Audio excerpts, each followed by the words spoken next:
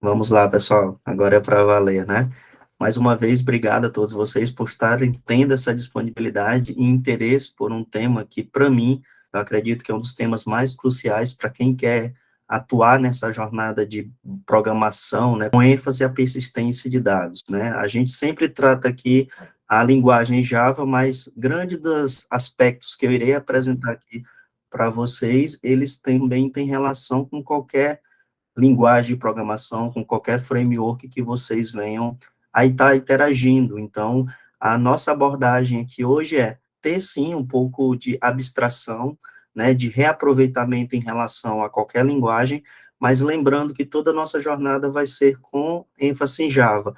Mas, se vocês tiverem essa habilidade e exercitar essa abstração, eu tenho absoluta certeza que vocês, utilizando uma outra tecnologia, fazendo analogias no seu dia a dia, vai ser muito coerente, né, e muito fácil essa interpretação, tá bom?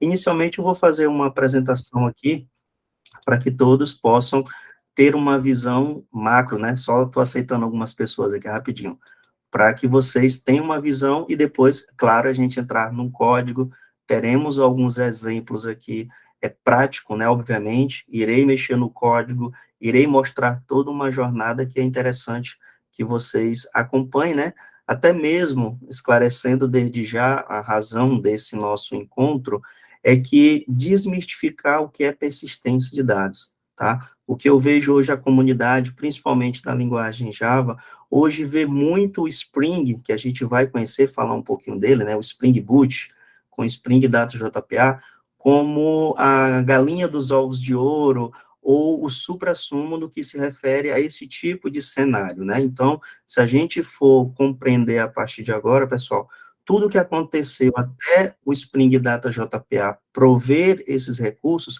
é importante que a gente tenha pelo menos um domínio histórico e conceitual, até mesmo para a gente ter uma maior familiaridade com o framework. Então, sem mais delongas, eu vou dar um start aqui na apresentação e em seguida a gente entra na parte prática e lembrando, fiquem à vontade em fazer seus posicionamentos, tá bom? Então, vou compartilhar aqui minha tela e vamos lá. Só um segundinho, dar um play aqui para a gente. Bem, o tema hoje, né, persistência de dados com Java, tá? A gente vai tentar aqui dar uma visão mais holística do que é esse conceito ou esse recurso dentro da linguagem de programação e no ambiente corporativo, tá bom?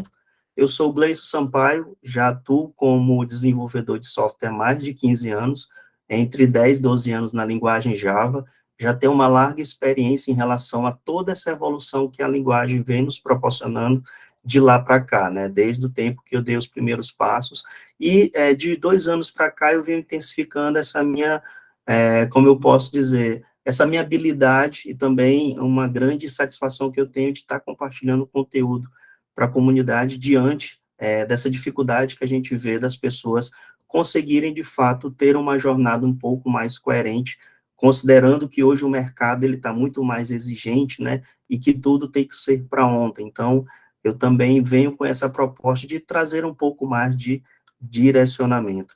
Conforme o meu histórico, eu tenho certificação Oracle Java 6 desde 2015. Nossa, eu vou ter que aceitar alguém rapidinho aqui, só um segundo.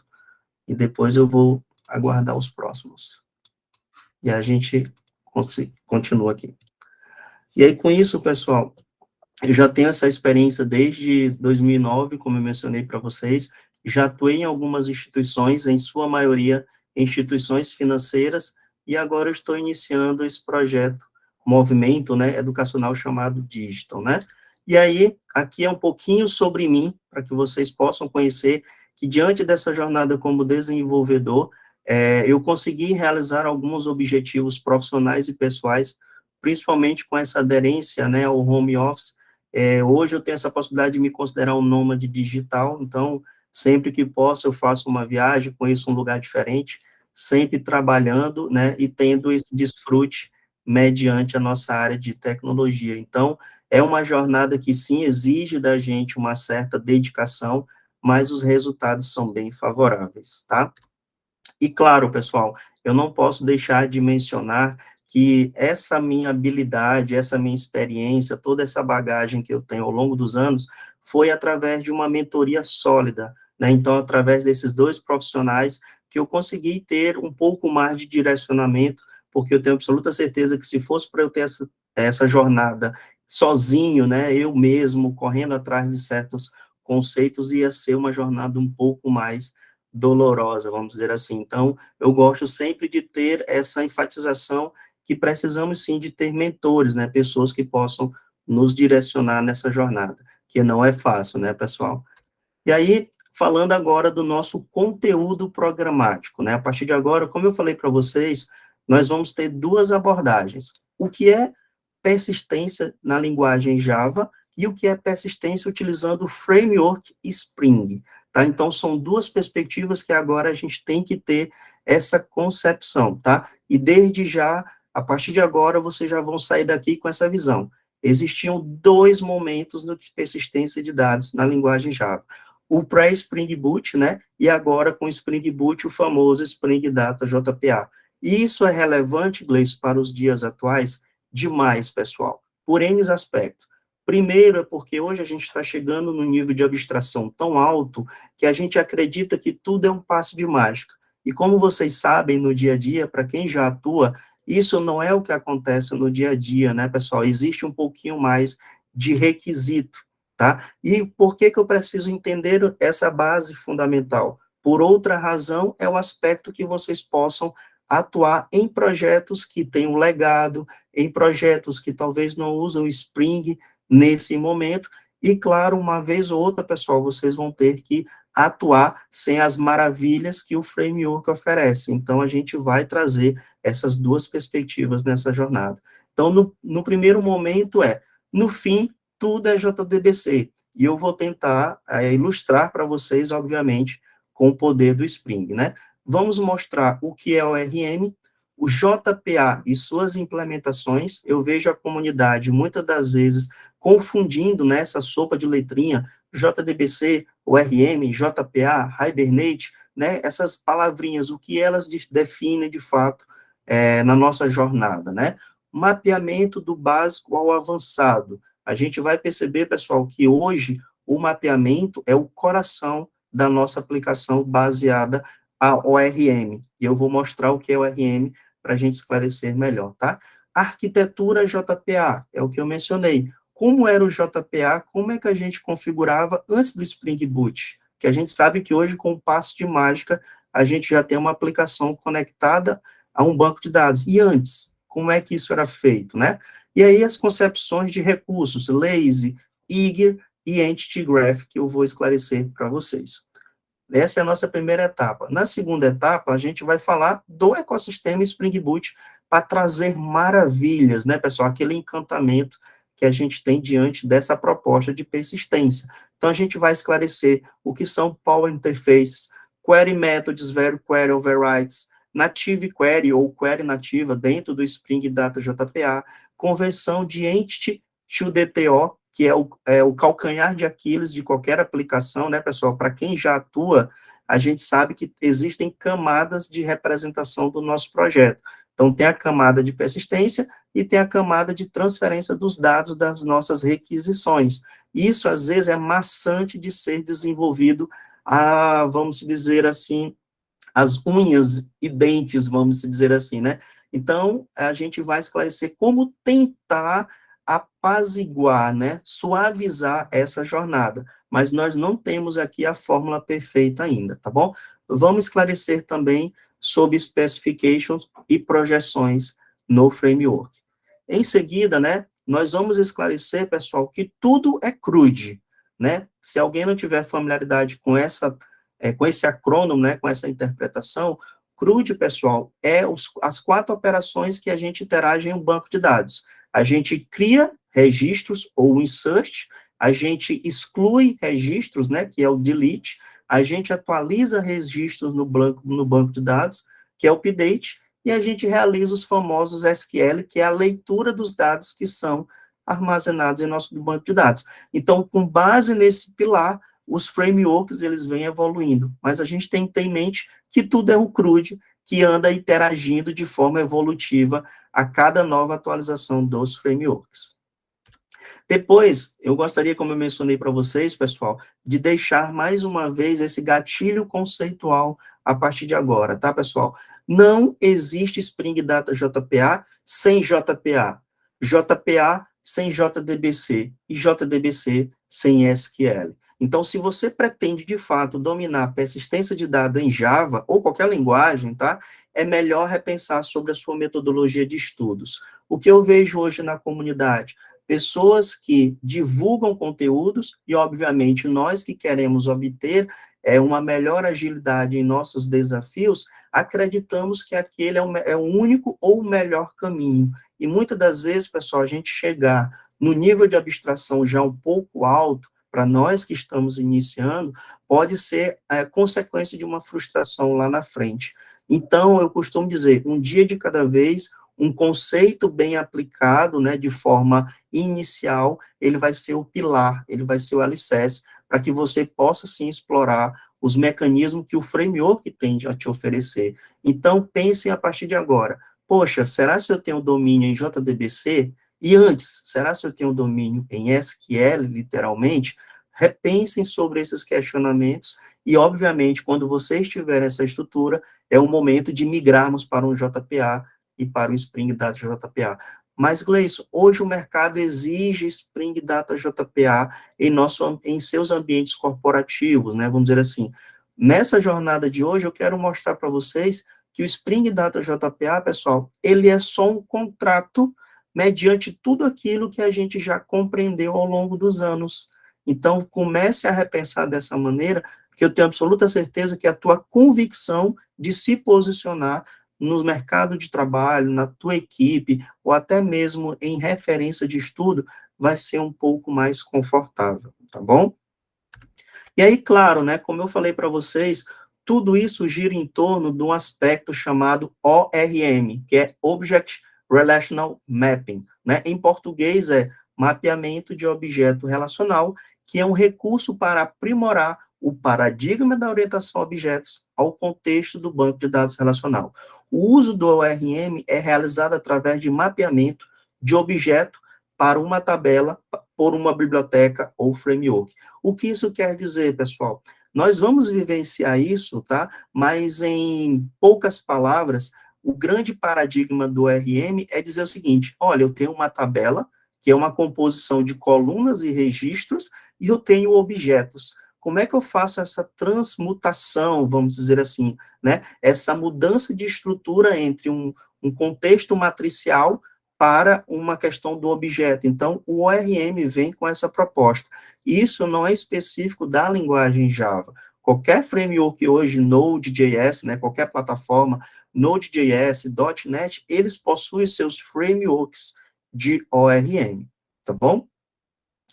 E aí, na concepção, né, do ORM, a razão pelo qual o Java é fortemente dependente de uso do ORM é porque a linguagem é baseada em orientação a objetos. Então, nós precisávamos de uma concepção que determinasse aquele meu objeto, ao ser persistido, ele vai ser transformado em uma concepção matricial e vai ser inserido no nosso banco de dados relacional. Obviamente que hoje a gente, por uma questão estrutural, existem os bancos NoSQL, né, como vocês já devem ter ouvido falar. Aquele banco baseado em documentos, o famoso MongoDB, que a gente não tem esse trabalho, mas toda decisão, toda definição de qual estilo de persistência você vai adotar a partir de agora, vai ter seus prós e seus contras, tá? Grande parte do ambiente corporativo de grande porte, pessoal, eles usam ainda o modelo relacional pela sua consistência, pela sua integridade. Então, é muito difícil hoje a gente achar que nos próximos 2 anos o banco de dados relacional ele vai ser obsoleto simplesmente porque agora a gente tem um banco baseado em documentos que não precisaria dessa mudança, dessa transformação. Então, é claro que hoje em dia algumas aplicações, né, usam até mais de um modelo relacional e um modelo NoSQL, e eles ficam interagindo, né, para uma melhor consistência da aplicação. Mas um não elimina o outro, são sempre aplicabilidades, tá bom? JPA, né, essa palavrinha, Java Persistence API. JPA, pessoal, é uma especificação baseada em interfaces. Como vocês sabem, interfaces é um nível mais abstrato, né, da abstração, vamos dizer assim, da linguagem Java, porque a gente tem a concepção de abstract, e aí a gente ainda tem as interfaces, que são contratos, basicamente isso, contratos ou obrigações estruturais, tá bom? Que através de um framework realiza operações de persistência de dados em Java. Então, o que eu costumo dizer, fazendo a analogia do JPA, o JPA, pessoal, é como se fosse uma licitação, basicamente isso. Ele determina, eu preciso que algum fornecedor me atenda esta especificação. E aí nós temos as implementações a partir de agora. Então, começamos a ter uma outra perspectiva, né? Temos ali a especificação, que é a nossa licitação, e aí vieram, né, algumas fabricantes, fornecedores, e trouxeram as suas alternativas. E a gente tem o Hibernate fornecido pela Red Hat, nós temos o Eclipse Link, fornecido pela Eclipse Foundation, nós temos o Top Link, que é utilizado, né, em plataformas e estrutura Oracle, e também temos o OpenJPA, né, e outros mais, mas esses são os que mais a gente conhece. Então, o que vocês começaram a perceber agora, isso serve até para uma questão de entrevista de emprego, é que JPA é uma especificação e nós podemos usar cada uma dessas implementações. Por que o Hibernate hoje é o mais utilizado? Porque, historicamente, o Hibernate foi o que mais trouxe engajamento com o que era solicitado, como a gente, fazendo analogia do dia a dia, né, oferta e demanda. Então, a gente vê o Hibernate ele sendo a implementação oficial nos frameworks de persistência da linguagem Java, por essa razão. Mas, obviamente, se você está no processo seletivo em uma empresa, e se a empresa questionar qual o framework de persistência que você utiliza, e se você souber que a empresa trabalha com toda a arquitetura Oracle, se você disser, olha, aqui vocês usam Hibernate ou usam Top Link, já que vocês usam Oracle em toda a tua plataforma, se vocês responderem ou tiverem esse tipo de indagação, automaticamente demonstra que você tem um pouco mais de domínio nesse conceito. Então, essas informações também, pessoal, contribuem bastante para a nossa jornada, tá? Não só de desenvolvimento, mas talvez possa ser a oportunidade de você se colocar no mercado de trabalho. Até aqui alguma dúvida? Fique tranquilo, né? Isso. Vou prosseguir aqui, tá? E aí, como eu falei para vocês, pessoal, outra coisa que a comunidade, às vezes, não leva com certo carinho, a questão do mapeamento. E eu vou explicar o que é um mapeamento a partir de agora, tá, pessoal? Mapeamento é o ato de eu criar uma definição da minha classe, a minha tabela, através de uma ligação, né? O nome propriamente dito é mapeamento ou ligação entre a nossa tabela e a nossa classe. Neste caso, eu tenho que prestar bastante atenção na usabilidade destas nossas anotações. E esse mapeamento, ele tem algumas características que são cruciais, tá, pessoal? Os mapeamentos, eles servem para uma identificação, né, para a gente usar a questão da autoincremente, né, das chaves primárias no nosso banco de dados. Nós podemos definir as nossas colunas, né, através do mapeamento. Se a coluna vai ser obrigatória, se a coluna tem comprimento de 20 caracteres e assim por diante. O mapeamento é poderosíssimo, só que sempre utilizando com cautela. Relacionamento, obviamente, né, pessoal, os objetos, eles precisam ter uma ligação, um relacionamento, e nós temos anotações de mapeamento para isso. Também podemos trabalhar perfeitamente o aspecto de herança, utilizando esse mapeamento, e também, vejam só, eu posso pegar e persistir colunas, vamos dizer assim, ou atualizar colunas ao tentar salvar um objeto. Nem tudo precisa ser explícito. E aí eu vou mostrar para vocês também esse domínio, esse poder dos mapeamentos, tá bom? E aqui nós temos um projeto marco zero, vamos dizer assim, que é a proposta que eu vou mostrar para vocês, desde JDBC até o Spring Data JPA. Temos um projeto simples, pessoal, de cadastro, utilizando o ML, e vocês veem essas setinhas, essas definições, são os nossos relacionamentos, tá? E o contexto principal é, eu preciso de um cadastro, que esse cadastro vai ter uma profissão, tá? E essa profissão vai ser alimentada previamente, vamos dizer assim, eu vou mostrar para vocês, e depois do cadastro eu vou informar o endereço, eu vou dizer que essa pessoa pode ter telefones, que ela vai ter um sexo, que é um ENUM, né, para quem conhece a questão dos tipos enumerados, que eu vou ter um e-mail ou mais de um e-mail. Então, vocês veem, pessoal, que um contexto aqui, como é que eu vou explorar o RM, o JPA, para atender a esses requisitos? Porque uma coisa é uma classe simples, outra coisa é um domínio um pouco mais complexo. E a gente vai explorar logo a seguir, tá bom? E aqui, como eu mencionei para vocês, a partir de agora, pessoal, tenham em mente que trabalhar com persistência de dados na linguagem Java, vocês terão um leque de alternativas.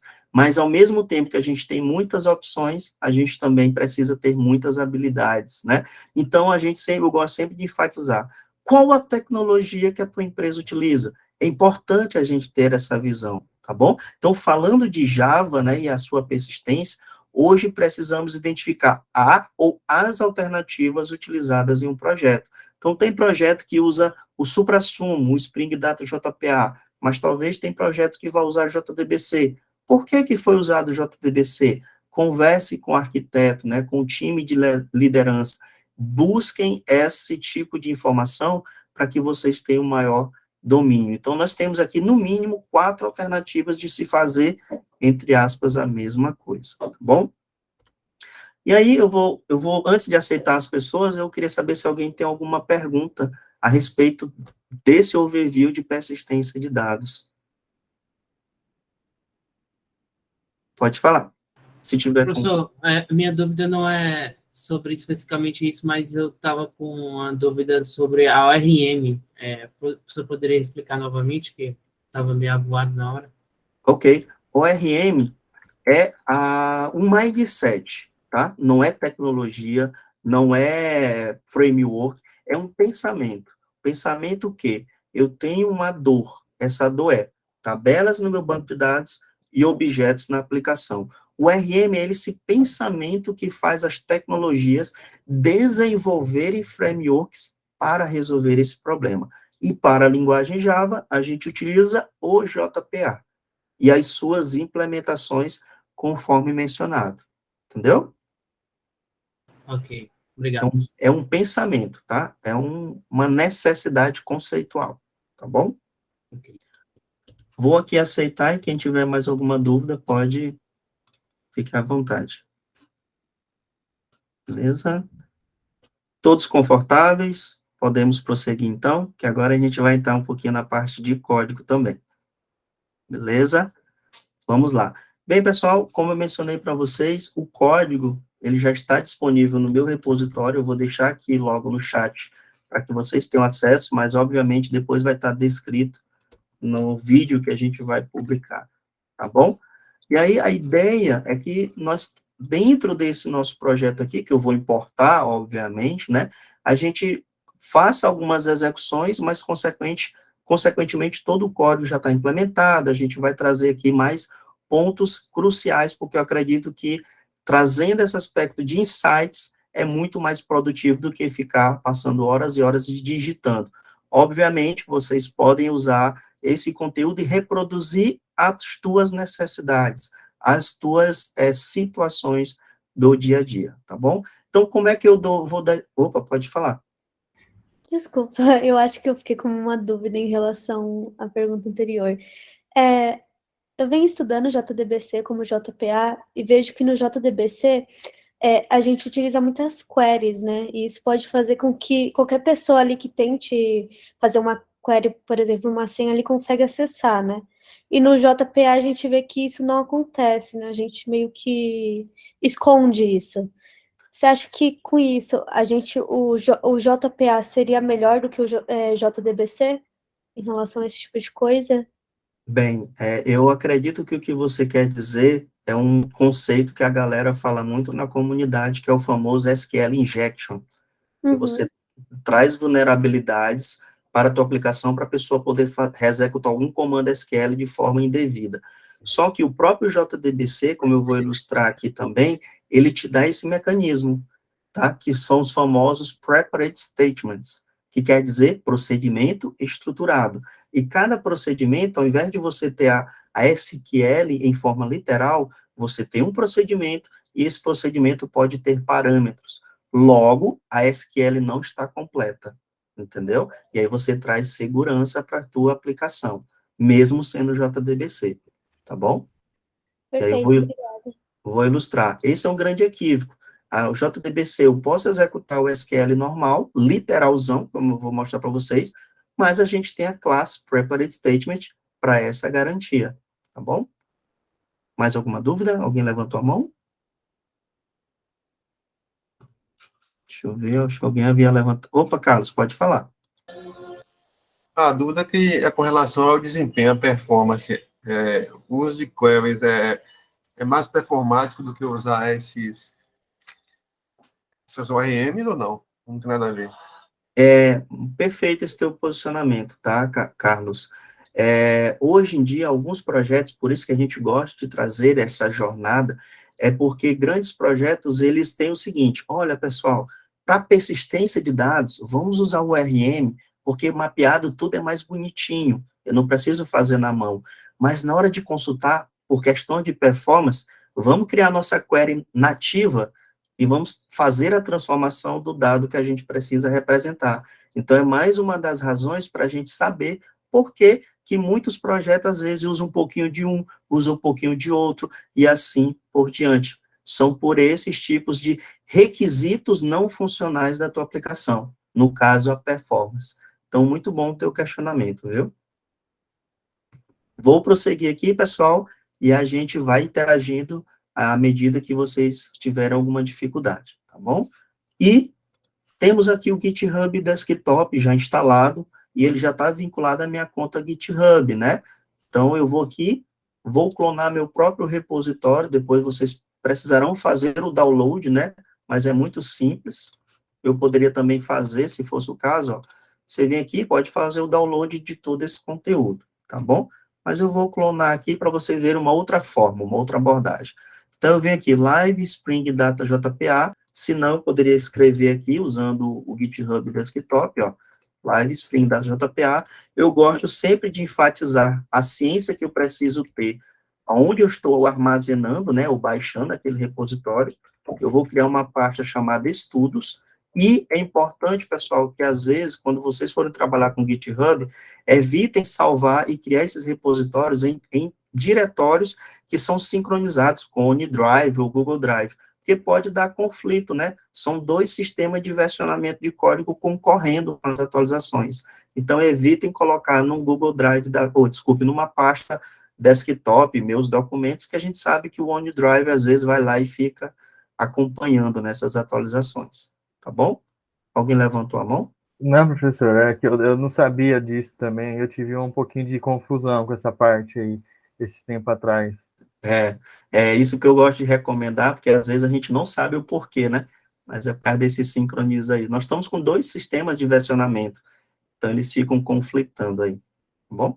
Então eu vou criar aqui, ó, no C, estudos e o nome do repositório. Vou clonar, enquanto está clonando, alguém deve ter chegado, eu vou permitir aqui, vamos lá. E aqui eu tenho o meu repositório, mas se você olhar dentro de meu computador estudos, ó, tá aqui a minha parte estudo, como se eu tivesse feito o download, tivesse extraído para cá, né? Então, é bem tranquila essa jornada, ok?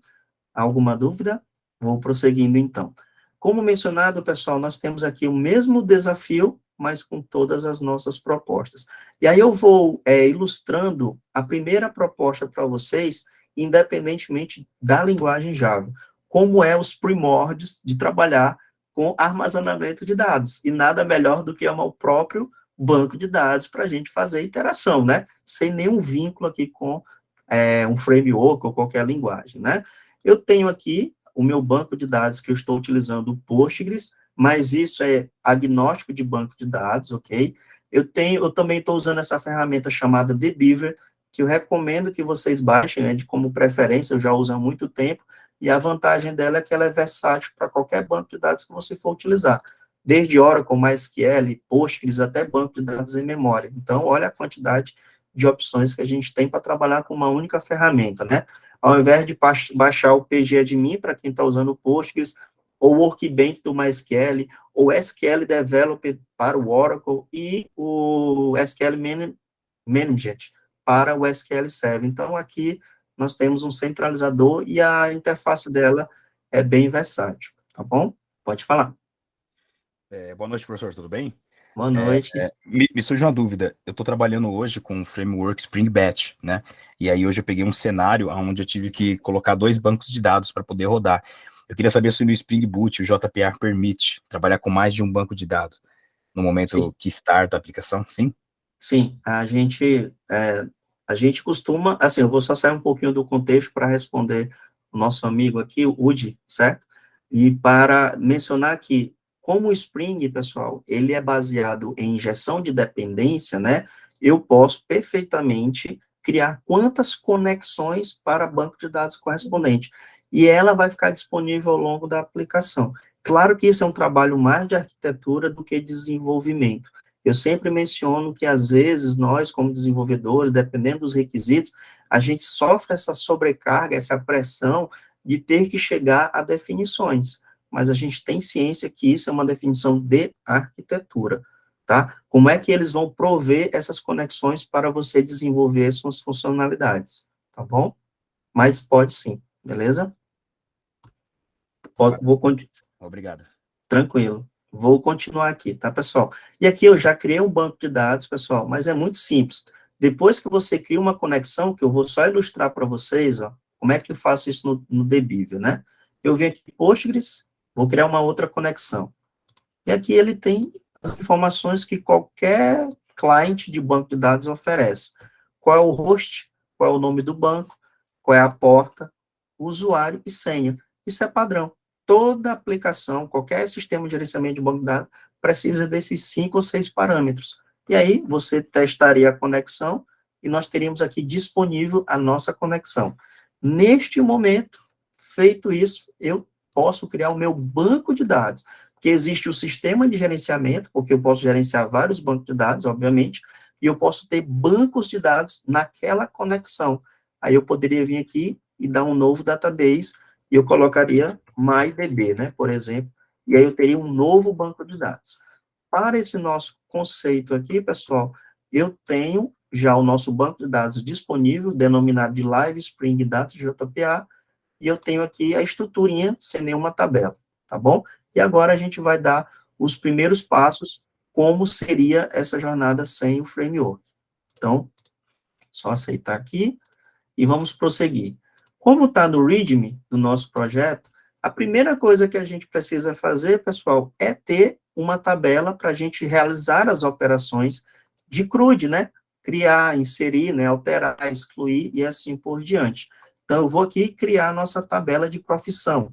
Por que eu escolhi profissão? Porque é uma das tabelas que é mais simples da gente ter essa primeira jornada, e, obviamente, quando a gente for falar de clientes, a gente vai tentar usar o poder do JPA para nos ajudar nessa jornada, tá bom? Então, vou vir aqui, copiei um SQL simples, pessoal, para ilustrar para vocês. Então, venho aqui, utilizando essa ferramenta, ela tem essa opção SQL, ok? E eu posso executar o script SQL. Então, nunca esqueçam, pessoal, que o script, essa forma literal de execução, é o coração de qualquer aplicação. Por que que eu digo que isso é o coração? Porque através do script é que a gente mantém o histórico do nosso banco de dados. O que a gente roda localmente, pessoal, ele precisa ser replicado para os demais ambientes. E a gente não vai executar na nossa tarefa, pessoal, a gente vai precisar subir a tabela de operação lá em produção. Fulana, acessa o banco de dados de produção e cria a tabela de profissão lá, de forma wizard, né, usando a interface. Não. Fulano, eu preciso daquele script que você utilizou para usar a tabela de banco de dados, desculpe, a tabela de profissão. Então, o script, eles se propagam ao longo da nossa aplicação, mantendo o histórico, ok? Então, aqui eu tenho o meu create table, que é uma definição da nossa banco de dados, que é a criação de uma tabela, para poder realizar nossos primeiros registros. Então, vou aqui, seleciono, existem atalhos, obviamente, mas vou fazer de uma forma mais iterativa aqui. Então, eu já tenho a minha tabela, essa é a nossa expectativa, vejam só, eu tenho aqui a minha tabela de profissão. E o que essa tabela tem? Só o ID e o nome, tá? Sem mais delongas, né? Vamos dizer assim. E aí, claro, pessoal, agora a gente vai fazer o armazenamento desses dados. Armazenamento esses que a gente pode continuar usando instruções SQL ou deveremos utilizar através dos insert, delete, update e assim por diante, né? Então, isso não muda, ok? E aí, só que essas operações, agora a gente vai fazer utilizando o nosso poder de persistência de dados. Então, temos a nossa tabela de profissão, vamos fazer isso via Java, ok? E aí, diante disso, pessoal, vamos importar, né, diante de todos aqueles projetos, vamos importar via Maven um primeiro projeto que é o JDBC e a gente vai fazendo isso com os demais. Então, vou abrir aqui o nosso primeiro projeto. Eu estou usando a ferramenta IntelliJ, tá, pessoal? Qualquer dúvida, deixa eu só carregar aqui.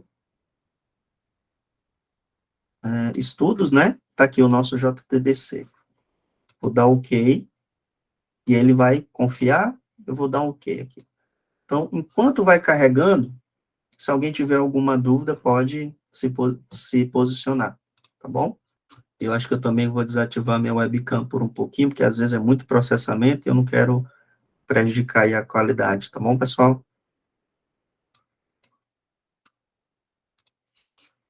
Close. Ó, tá carregando aqui. Enquanto ele vai carregando, para que vocês também tenham um primeiro contato, pessoal, esse é um projeto baseado em Maven.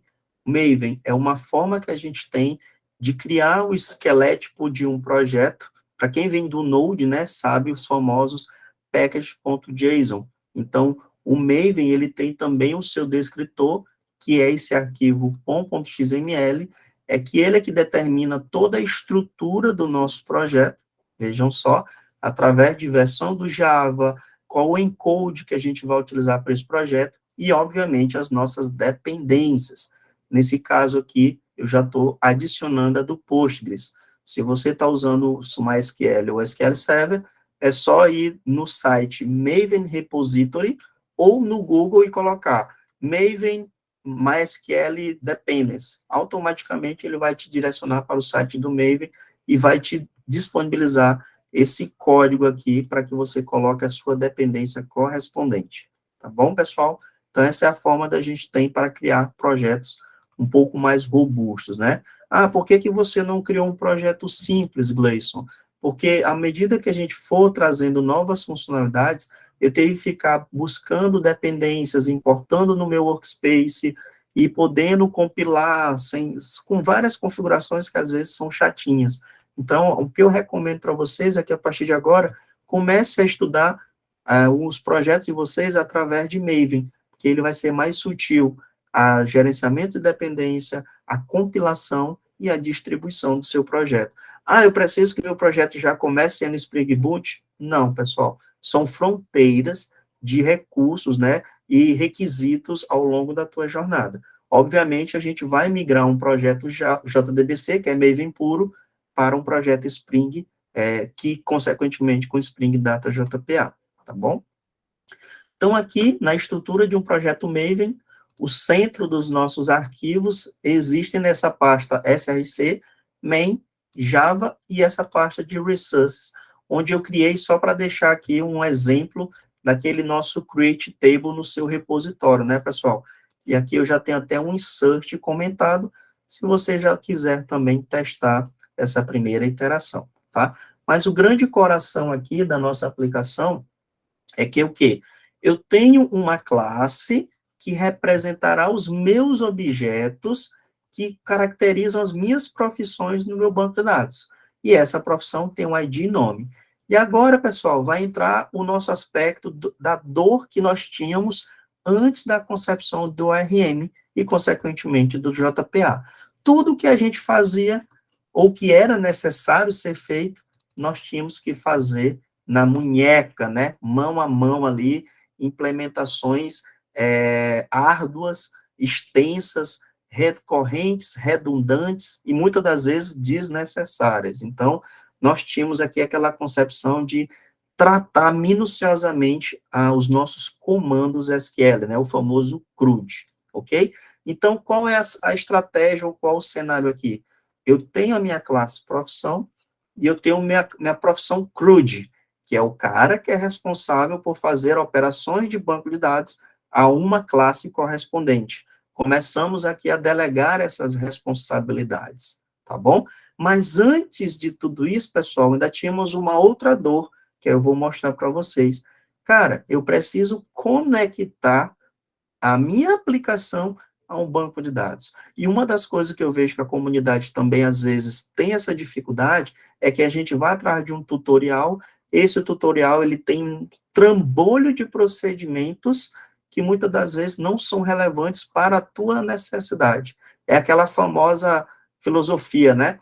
Matar uma formiga com um canhão. Então, o que eu quis trazer para vocês também é essa questão de desmistificar requisitos, necessidades. Então, basicamente uma aplicação que vai trabalhar com banco de dados, ela precisa de duas coisas. Inicialmente, a conexão realizada de forma concretizada, eu tenho que ter o sucesso da conexão, e em segundo, as operações sobre a tabela que eu vou persistir. Feito isso, pessoal, gradativamente, vocês vão evoluindo a tua aplicação.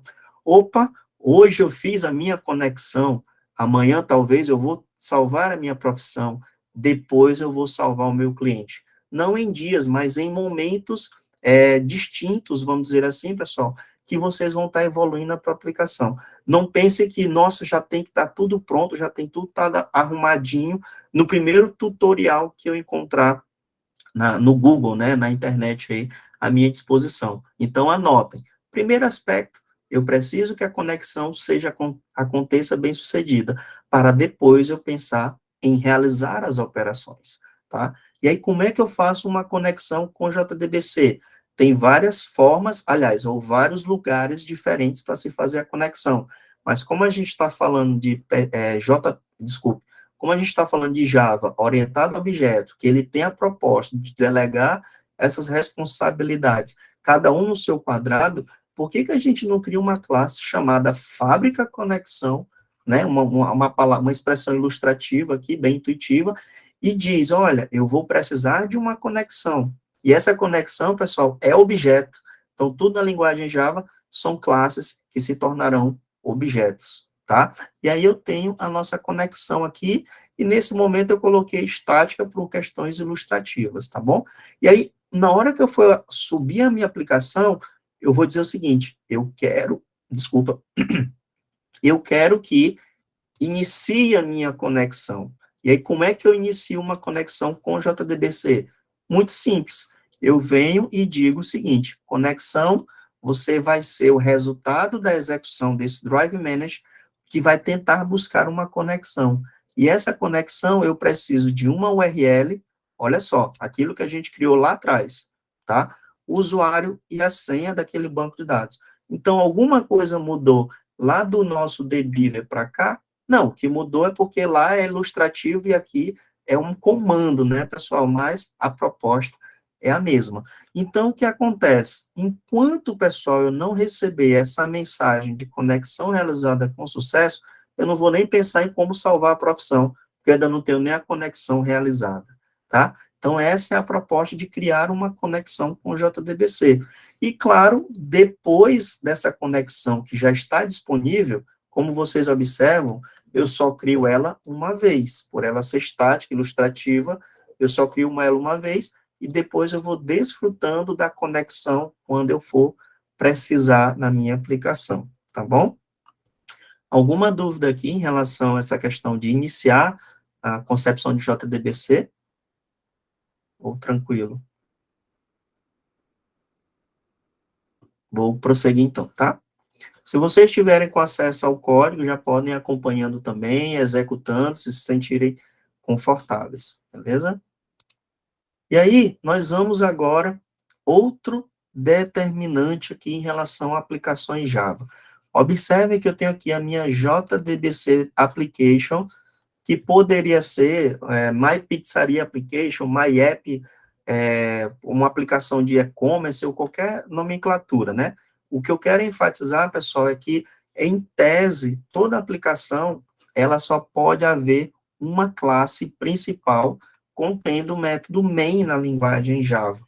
E todas as outras classes, elas serão insumos para que a gente crie esses objetos e estejam interagindo ao longo da aplicação, tá bom? Então, basicamente, o que eu vou determinar? Quando eu chamar o método main, lembra da nossa fábrica conexão? Olha as responsabilidades sendo delegadas, né, pessoal? Em nenhum momento a minha aplicação sabe nem como abre uma conexão. Ela está delegando, entendeu? Aqui tem muito essa questão da separação, né? Cada um no seu quadrado. Quando eu inicio a minha conexão, eu posso pensar em fazer algo em uma classe. Nesse primeiro momento, eu vou colocar em modo breakpoint e eu vou mostrar isso para vocês. Vejam só. Eu vou fazer algo muito conveniente que acontece em 90% dos casos de vocês não conseguirem fazer uma conexão. E eu gosto de trazer isso no dia a dia. Vou aqui no meu .xml e vou remover a nossa dependência do Postgres. E aqui eu já estou confiante, através da nossa fábrica conexão, que eu segui o meu tutorial, e o meu tutorial disse que está bonitinho, fiz aqui as devidas configurações, agora eu vou só correr para o abraço. Então, eu vou colocar o breakpoint aqui numa linha após a tentativa de iniciar, que eu quero ver o que aconteceu até aqui. Então, eu venho com o botão direito e vou dar um debug para vocês verem, tá? Só um segundo.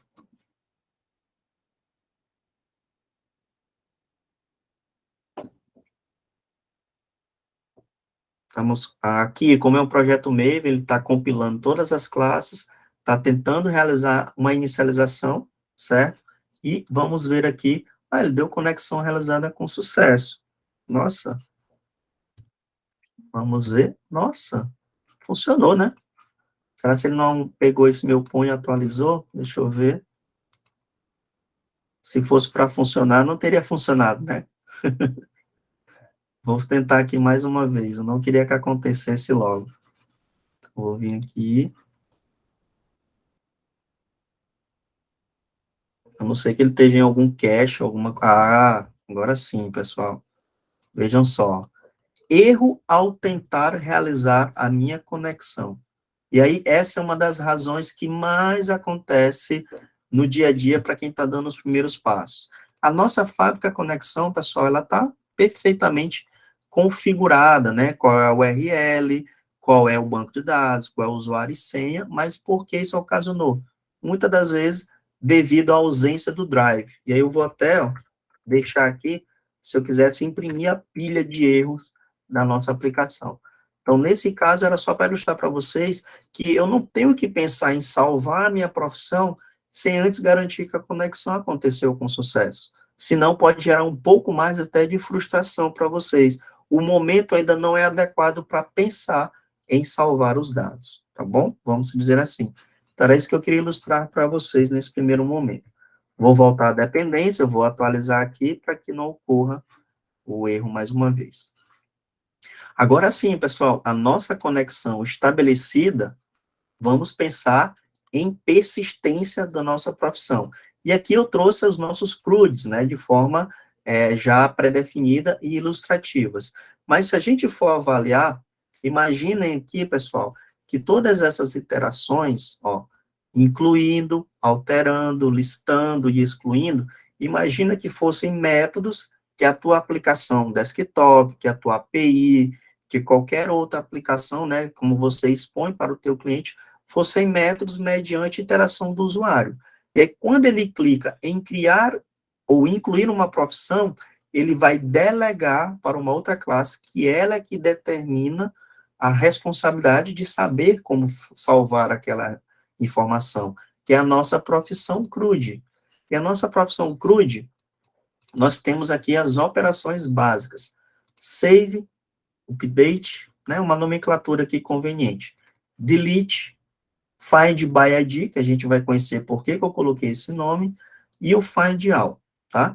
E aí, vamos ver aqui, 95 linhas, vejam só, 95 linhas para a gente salvar em uma tabela que tem 2 colunas e que só uma coluna é que é gerenciada, né, que é manipulada, a outra ainda tem o incremento. Então, vejam só, pessoal, nós temos um JDBC CRUD, certo? Simplesmente para salvar uma tabela com uma única coluna de persistência, tá? Vocês verem como antes esse era a nossa dor, tá? Que a gente vivenciava, e aí eu venho responder para vocês. Hoje a gente usa isso nos projetos atuais, provavelmente a parte de CRUD, tirando a leitura, né, que é o read, que é o SQL, não, pessoal, aí é que entra os frameworks. Então, imagina se ainda hoje, pessoal, a gente tivesse que montar, literalmente, os nossos insert, into, tab profissão, as colunas, né, os valores, e tivéssemos que somar aqui, literalmente, quantas colunas tem para a gente contar quantos pontos de interrogação a gente precisaria para simplesmente salvar uma tabela no banco de dados. Então, essa é a grande proposta do ORM de agora em diante, tá? E aproveitando, respondendo dos posicionamentos, né, que uma colega falou em relação ao SQL Inject, é porque não estava utilizando a Prepared Statement. O que é a Prepared Statement? Como o próprio instrução determina, pessoal, o valor que eu estou informando para esta profissão, em nenhum momento está sendo o valor literal aqui chamado programador, como vocês estão vendo, ó. Programador, por exemplo. Poderia? Poderia. Não é seguro nem um pouco, tá? E aí, a gente usa essa classe Prepared Statement para trazer a segurança do SQL Inject, ok? De não acontecer o SQL Inject. E aí eu tenho que dizer, beleza, eu vou inserir um registro que essa coluna refere-se ao primeiro índice do parâmetro que eu vou passar naquele Prepared Statement. E aí o nosso Prepared Statement, ele possui, só um segundinho. Esse Prepared Statement, ó, ele tem todos os tipos que a gente utiliza, inteiro, string, double, date, até arrays, eu posso passar como tentativa de parâmetro para salvar os meus dados. Então, essa é a forma mais segura de usar JDBC numa tentativa de salvar, alterar, excluir, e até mesmo selecionar dados, como a gente vai ver logo abaixo, tá bom? E aí, no final, a gente executaria esse comando SQL, esse procedimento, e ele nos daria as linhas que foram afetadas. Se eu inserir um registro, ele ia me trazer uma linha como resultado, tá bom? Alguma dúvida aqui em relação a conceitos de statements para inserção de dados? Tranquilo, né? Então, vamos prosseguir aqui. O update, pessoal, outra coisa que o JPA, né, o RM nos traz, né? O update, gente, o update é quase a mesma coisa que o insert. O que vai mudar é que ao invés de ser aquela questão de values e time de parênteses, eu tenho um set, e eu estou falando de SQL tradicional, né, o nosso DML, aqui nada mudou do que eu faria num banco de dados tradicional. A única coisa que muda é que aqui eu não tenho o valor literal, eu tenho os parâmetros. E observem que até aqui o famoso where, ele prevalece, né? O famoso não execute o delete sem where, o update sem where. Então, pensou em atualização, você tem que saber o que você quer atualizar, você tem que saber o que você quer excluir, vamos dizer assim, né? Ou manipular, literalmente. E aí o update é muito semelhante. A única diferença é que agora ele vai ter 2 parâmetros. O nome da profissão que vai ser alterada e o ID da profissão que a gente quer garantir que seja alterada. Porque se eu não passar esse ID, todas as nossas profissões iriam ter o mesmo nome ao chamar o update. Tá bom? Delete, muito mais simples também. Temos o nosso comando literal, mesmo o prepared statement entrando em ação, tá? Agora, na busca, pessoal, ela é um pouco mais delicadinha aqui, mas nada de bicho de 7 cabeças, que talvez vocês possam precisar em alguns projetos por causa de performance, ok? Temos aqui o famoso select, observa que aqui nada mudou, posso explicitar as colunas, né, de forma que eu quero garantir a ordem dessas colunas, ou simplesmente eu posso vir aqui e buscar essas colunas através de um alias, né, ou o nome propriamente dito da coluna que a gente vai conhecer. Mas entra em jogada agora, pessoal, essa classe aqui, ou interface, né, que é o nosso result set. O result set, pessoal, nada mais é do que a materialização em forma de matriz das nossas linhas e colunas. E aí eu preciso percorrer através de um while, que esse meu result, ele tem um método next. Então, imagina que a primeira linha foi selecionada, montei a profissão. Tem a segunda linha, esse método next determina, poxa, tem ou não tem. Dependendo da resposta, ele vai continuar criando a profissão ou não, né? E aí, esse result set é o empacotador de registros que vem das nossas SQLs ou os nossos selects. E aí, com isso, né, pessoal, eu vou criando aqui, ó, uma profissão a cada minha interação. Como aqui o método é um find, automaticamente eu pressupus que eu vou ter que trazer só um registro, tá? Porque eu estou aplicando o where aqui, mas nem sempre isso ainda é garantido. Outra falha que o JDBC tinha, que o JPA vem para nos trazer uma melhor abordagem, né? E aí vocês veem como era maçante esse nosso trabalho. E a mesma coisa era a listagem. Eu quero buscar todas as minhas profissões. E aí eu não tenho mais o where. A sintaxe é muito parecida com o find, mais um problema que tínhamos, né, de repetição de código, mas aqui a expectativa era que eu retornasse uma lista dos meus registros, e não somente um. E aí, toda vez que eu fosse percorrer um registro, eu tinha que adicionar uma lista para poder, né, ir montando, né, os itens daquela lista, né, as profissões de uma coleção correspondente, tá? Então, essas eram operações triviais que a gente tinha que realizar de agora em diante. E um detalhe, né, pessoal, antes da gente prosseguir e deixar um momento para vocês também se posicionar, é que em nenhum momento as nossas aplicações, elas criam aberturas de resposta. Por exemplo, uma classe do tipo CRUD, ela é responsável pela transformação da matriz que você recebe dos dados para obter objetos. Uma outra falha também que acontece muito nos projetos é, eu quero buscar as minhas profissões e aí a minha aplicação é que vai fazer a transformação. Não. Pensem, pessoal, que o CRUD, ele é o cara que tem que fazer isso. Essa é a responsabilidade dele. A tua interface de negócio, vamos dizer assim, a tua interface web ou desktop, não pode ter essa responsabilidade. E aí a gente está falando um pouquinho do clean code, né? A questão das boas práticas e tudo mais. Então, a partir de agora, pensem, se eu tenho um CRUD, esse CRUD tem que me retornar um objeto bonitinho. Ele não vai me retornar o result set, que a pessoa lá de fora vai ter o trabalho de fazer aquilo, entendeu? Então, é mais uma questão de dicas e boas práticas para uma melhor implementação. E aí foi por isso que vocês têm um CRUD igual a esse, né? Em nenhum momento ele quebra essa fronteira, essa delegação de responsabilidade, tá bom? Bem, pessoal, o conteúdo foi bem extenso, né? Acredito que pode ser uma novidade para muitos, né? Alguém tem alguma dificuldade ou uma dúvida específica para a gente revisitar antes de prosseguir?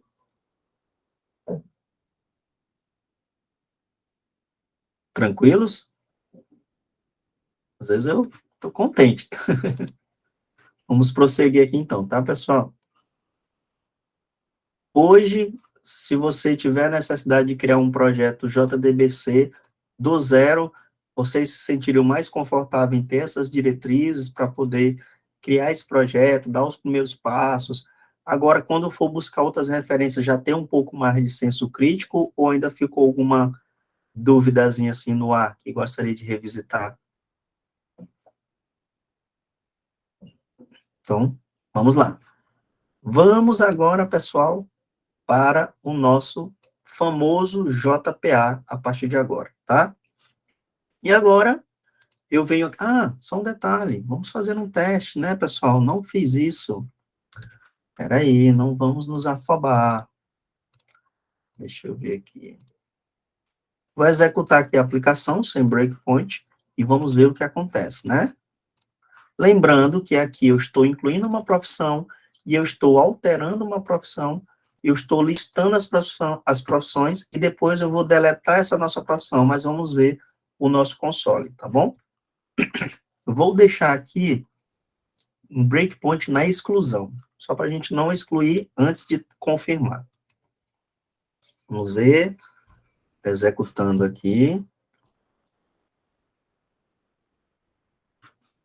Opa, aconteceu aqui algumas coisas, né? Vamos ver. Aqui, olha aqui, pessoal, está o nosso programador. Só que está com código 2, por isso que ele não atualizou, porque eu devo ter executado uma vez anteriormente, e aí, obviamente, ele não era mais o código 1, e, consequentemente, ele não vai nem excluir mais esse registro. Vamos executar aqui para ver. Liberamos aqui, pessoal, ó. Ó, eu tenho um programador que eu estou listando, né? E vamos excluir. Ó, não excluiu, né? Nenhum registro localizado. Vamos tentar excluir com o código 2 agora. Vamos passar o código 2 e vamos executar mais uma vez. Agora deixa acontecer. Está aqui o nosso comando. Veja só, tínhamos novamente um programador, né, código 2 e o de código 3. Mas se eu vier aqui no nosso banco de dados, eu só tenho de código 3 porque o código de 2 foi captado para a sua exclusão. Então, o nosso CRUD de JDBC aconteceu tranquilamente, tá bom? Vamos agora para o JPA. Como é que eu importo um outro projeto Maven dentro dessa mesma perspectiva e não ficar abrindo novas janelas no IntelliJ? Vou vir aqui, vou dar um Maven, vejam só, e aí eu vou clicar nesse sinalzinho de mais. Feito isso, eu venho e coloco aqui JPA. E ele vai importar mais um projeto nessa workspace de agora em diante, né? Então, isso é um atalho para quem quer ou tem vários projetinhos Maven e quer ter numa única perspectiva, né? E aí temos essa alternativa, ok? Pessoal, a proposta é a mesma, continuar salvando a profissão no nosso banco de dados, só que de uma forma mais sofisticada, usando o ORM. E aí vem uma pergunta que eu acredito que todos já devam ter passado por isso. Alguém já criou um projeto Java JPA que não seja Spring Data JPA? E diz assim, eu consegui fazer a criação desse projeto? Conectar no banco? Alguém na história... Opa, pode falar. Não. Não, né? Também não. Viu, pessoal, como isso é importante? Se alguém dissesse, pessoal, o que é que eu preciso fazer para criar um projeto JPA sem Spring Data JPA? Não precisava nem criar, você está numa entrevista de emprego, né? E aí, entendeu, pessoal? Ah, Gleice, por que você enfatiza muito isso em entrevista de emprego? Porque, pessoal, se a gente não se sair bem na entrevista de emprego, como é que vai garantir a nossa sobrevivência, a nossa, né, os nossos primeiros passos nesse segmento, né, em podermos entrar no ambiente corporativo? Eu enfatizo muito isso porque, para mim, foi fatores decisivos que me fizeram ter esse tipo de indagação, questionamento, para sempre estar antenado com o que o mercado poderia me exigir numa entrevista de emprego. Então, eu gosto sempre de trazer um pouquinho também dessa bagagem para que sejamos, de fato, realistas. E eu acredito que isso é que faz toda a diferença em um processo, tá? São detalhes, são situações iguais a essa. E aí, é claro, eu vou mostrar aqui para vocês, eu não vou mostrar só o código, mas, basicamente, o que determina a configuração de um projeto com JPA, né, sem o Spring Data JPA, é que ele exige uma configuração através de um arquivo chamado persistent.xml. Basicamente isso. Se você disser isso na entrevista de emprego, ou a partir de agora, tendo essa concepção, que a conexão é feita através de um arquivo persistent.xml, você já tem 50% de ser contratado. E onde fica esse arquivo persistent.xml? Lembra que o projeto tinha o Java e o Resources? que é onde ficam os nossos arquivos não Java, né, vamos dizer assim, então dentro dele tem uma pasta chamada metainf, e está aqui o nosso persistent XML, certo? Ah, eu preciso decorar essa estrutura? Não, pessoal, mas o entrevistador vai saber que você tem domínio, né, pelo menos básico das configurações. Já saberia se virar sozinho, ir no Google e fazer a tua conexão. Entendeu, pessoal? Consegui explicar essa proposta aqui? O divisor de águas agora, né? Então, vamos lá. Sabendo que o que determina a conexão na nossa aplicação com JPA, sem Spring da JPA, é o persistent XML, eu preciso agora só fazer o quê? A mesma coisa. Definir o drive, a URL, o usuário e a senha.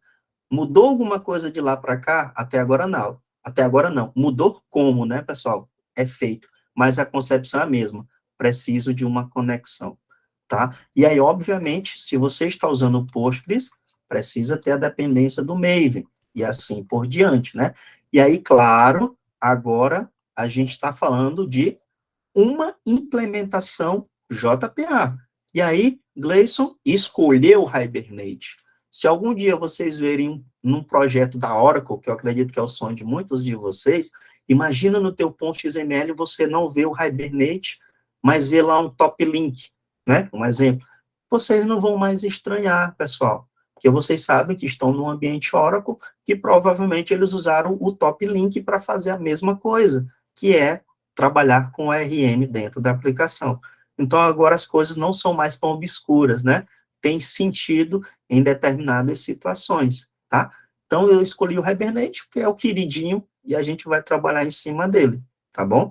Mas eu poderia colocar aqui um Eclipse Link, poderia colocar um Top Link, poderia colocar qualquer outro fornecedor, tá bom? Feito isso, nosso persistent XML já está aqui configuradinho. Eu já também tenho aqui um de exemplo para vocês verem como não muda. Aqui eu tenho para um outro banco de dados. Esse é um banco de dados em memória, que é o HSQLDB. Eu uso muito para testes, para ter um banco em memória. E às vezes eu também posso trabalhar como arquivo. Então ele tem tanto para salvar em arquivo, ó, file, como em memória. Então você habilita um e desabilita o outro. Como é que eu comento XML? Através dessa expressãozinha aqui, e lá no final, a mesma coisa. Então, eu posso ter versatilidade de trabalhar com banco de dados.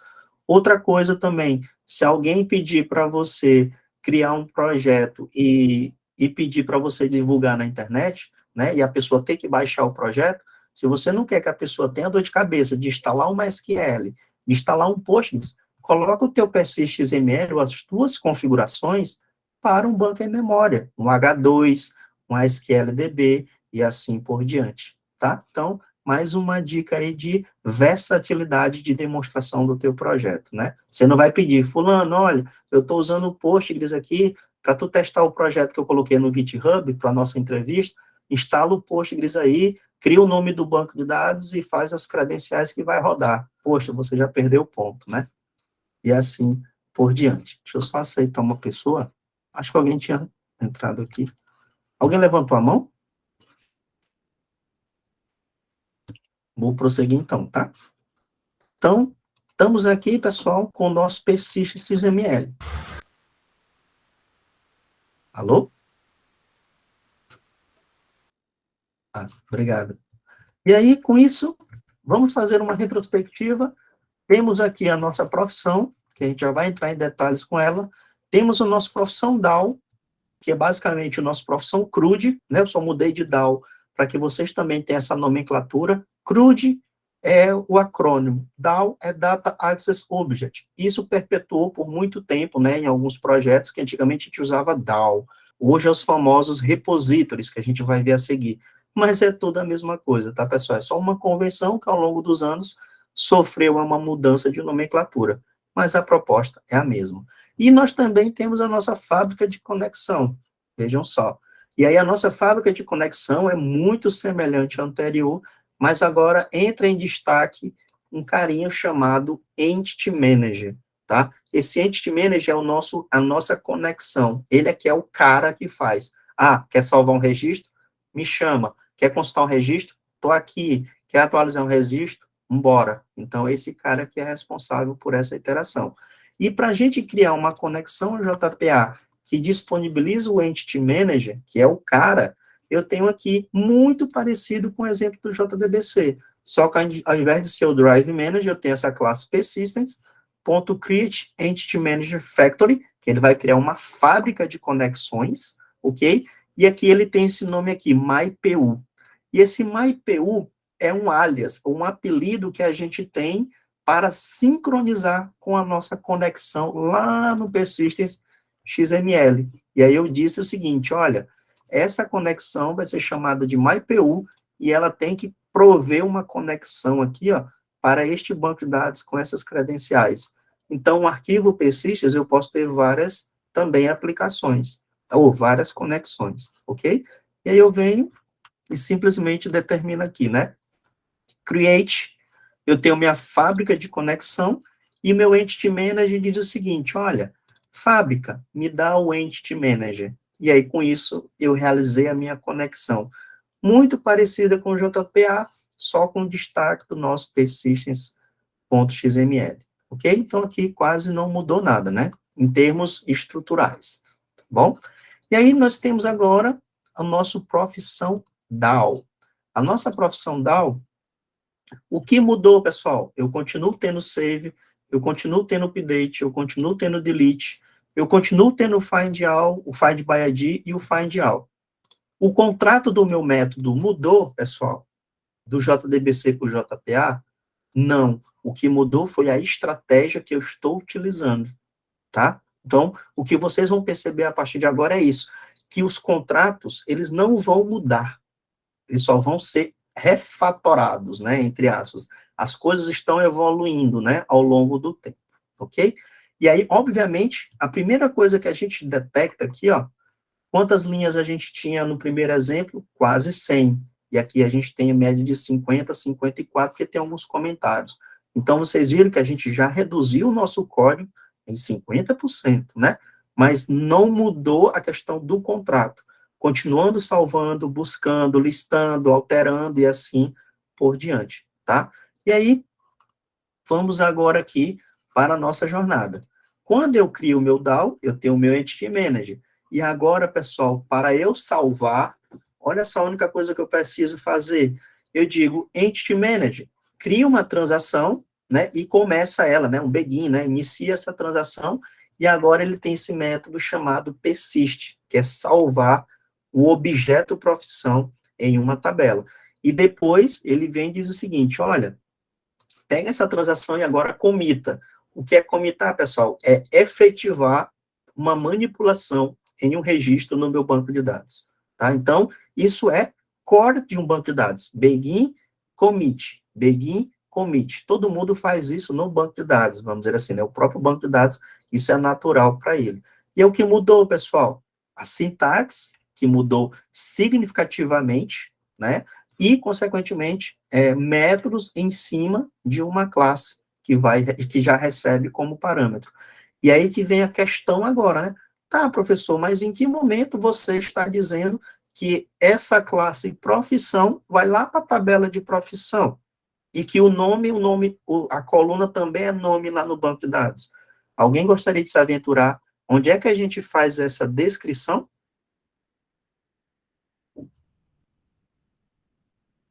Um de cada vez, viu, pessoal? Nas classes, entidade? Nas classes e entidades, entendeu, pessoal? E como é que a gente faz isso? Como é que a gente denomina isso? No nosso mapeamento, entendeu, pessoal? Então, a partir de agora, o coração do JPA é o seu mapeamento. Por quê?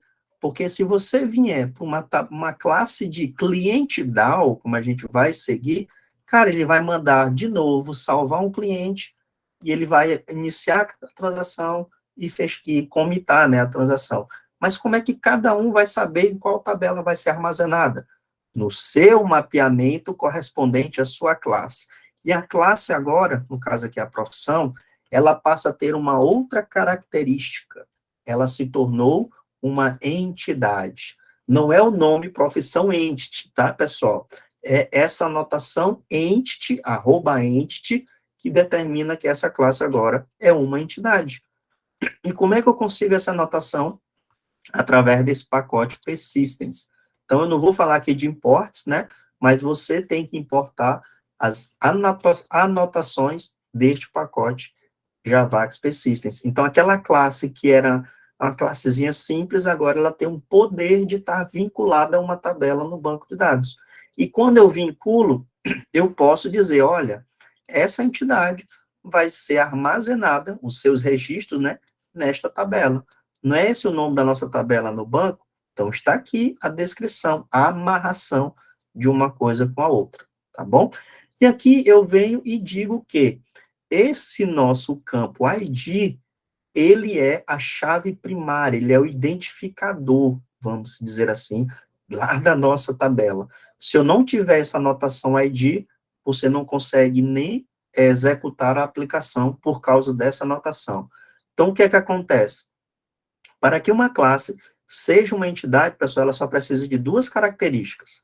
Ela precisa ser considerada como entity, não precisa ser uma table, porque se o nome da tabela for igual ao nome da entidade, o JPA é tão robusto e inteligente que ele diz, eu sei que lá no banco também tem uma tabela chamada profissão, mas aqui não, a gente precisa explicitar porque tem um prefixo, tab profissão. Essa é a primeira regra. E o segundo é que ela precisa ter um campo com anotação ID. Isso é o mínimo necessário para que uma classe seja uma entidade. Ok? Válida, né? E aí depois eu vou dizer, eu vou salvar cada ID da minha profissão, eu que vou gerenciar, agora vai ser a profissão 1, depois a 2, depois a 3? Não, né? Por que eu vou fazer isso se os bancos de dados já nos fazem os famosos auto-increments, né? E aí eu venho e digo, esse cara, ele é gerado automaticamente de uma forma identity. Então, ele tem uma identidade no banco, e aí o JPA diz, esse cara está pedindo lá para o Postgres criar esse ID, eu não vou nem me preocupar em cobrar para o usuário. Então, é mais ou menos essa pegada, ok? E aqui eu fiz a amarração da primeira coluna. A segunda coluna é o nome. E aí o curioso, que é uma das grandes pegadinhas também no JPA, poxa, eu não estou vendo aqui nada que ligue essa coluna, esse atributo, né, àquela nossa coluna nome. Como é que ele vai saber que esse cara está amarrado àquele lá? Simples, o JPA é poderoso e ele diz, esse atributo, o nome dele é igual ao nome da coluna, mas se a minha coluna fosse diferente, aí eu teria que tornar isso explícito. E eu teria uma outra anotação chamada column, que o nome dela poderia ser aqui, ó. Vamos supor, né, hipoteticamente, lá no banco de dados seria assim, ó, NM profissão. Isso acontece em alguns projetos, né? Então, esse cara tem esse atributo e está amarrado a esta coluna, se fosse esse o nome da coluna, tá, pessoal?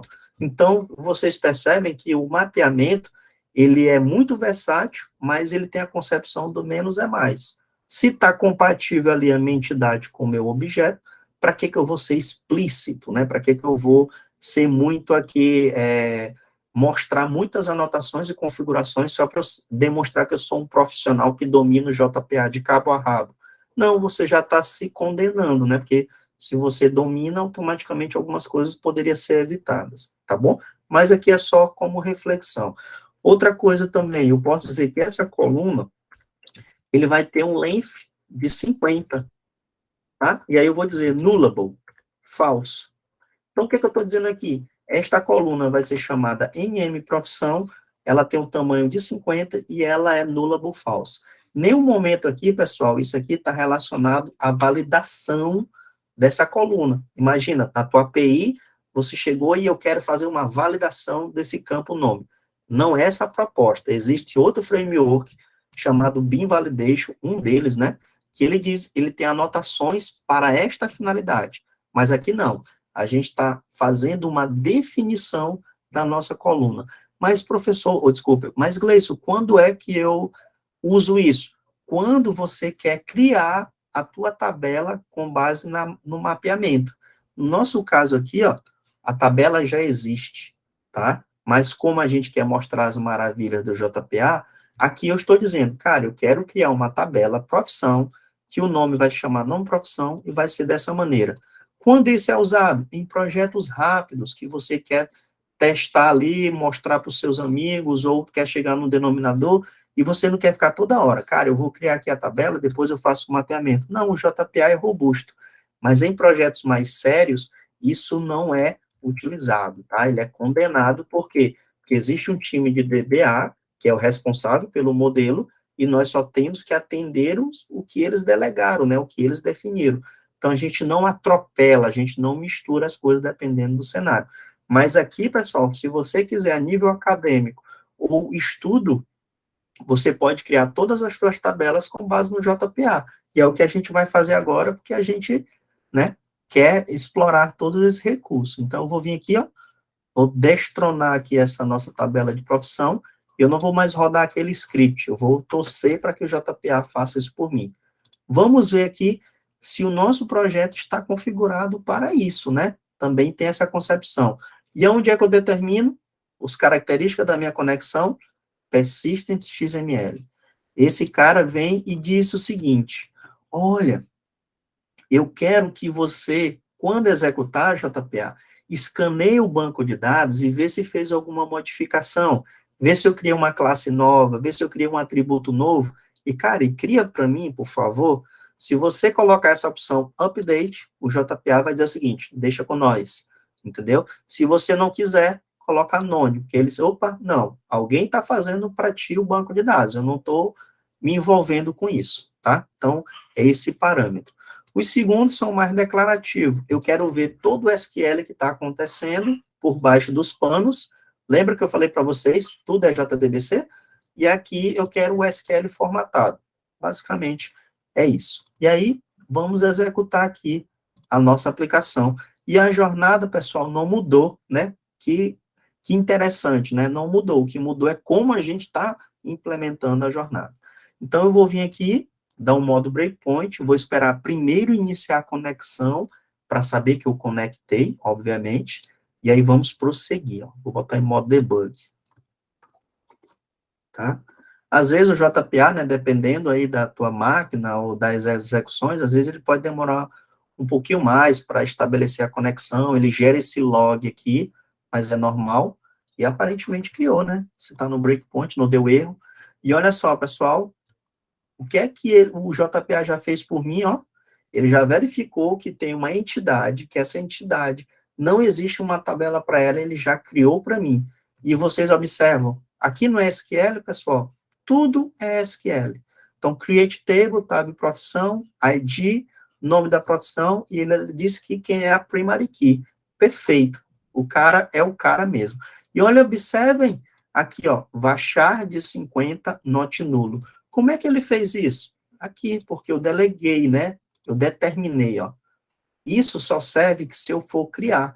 Aí ele pega esses parâmetros e faz o que tem que ser feito de forma com muita maestria, tá? E agora a gente vai prosseguir aqui. E vamos prosseguir e incluir. Deixa eu colocar o nosso breakpoint aqui, nosso log. Vamos incluir. Observem, insert into tab profissão. Alguma coisa aqui, vocês têm alguma recordação dessa instrução aqui?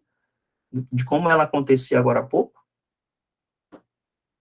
Todo mundo está vendo, né, pessoal, que continua sendo o JDBCzão rodando por baixo dos panos.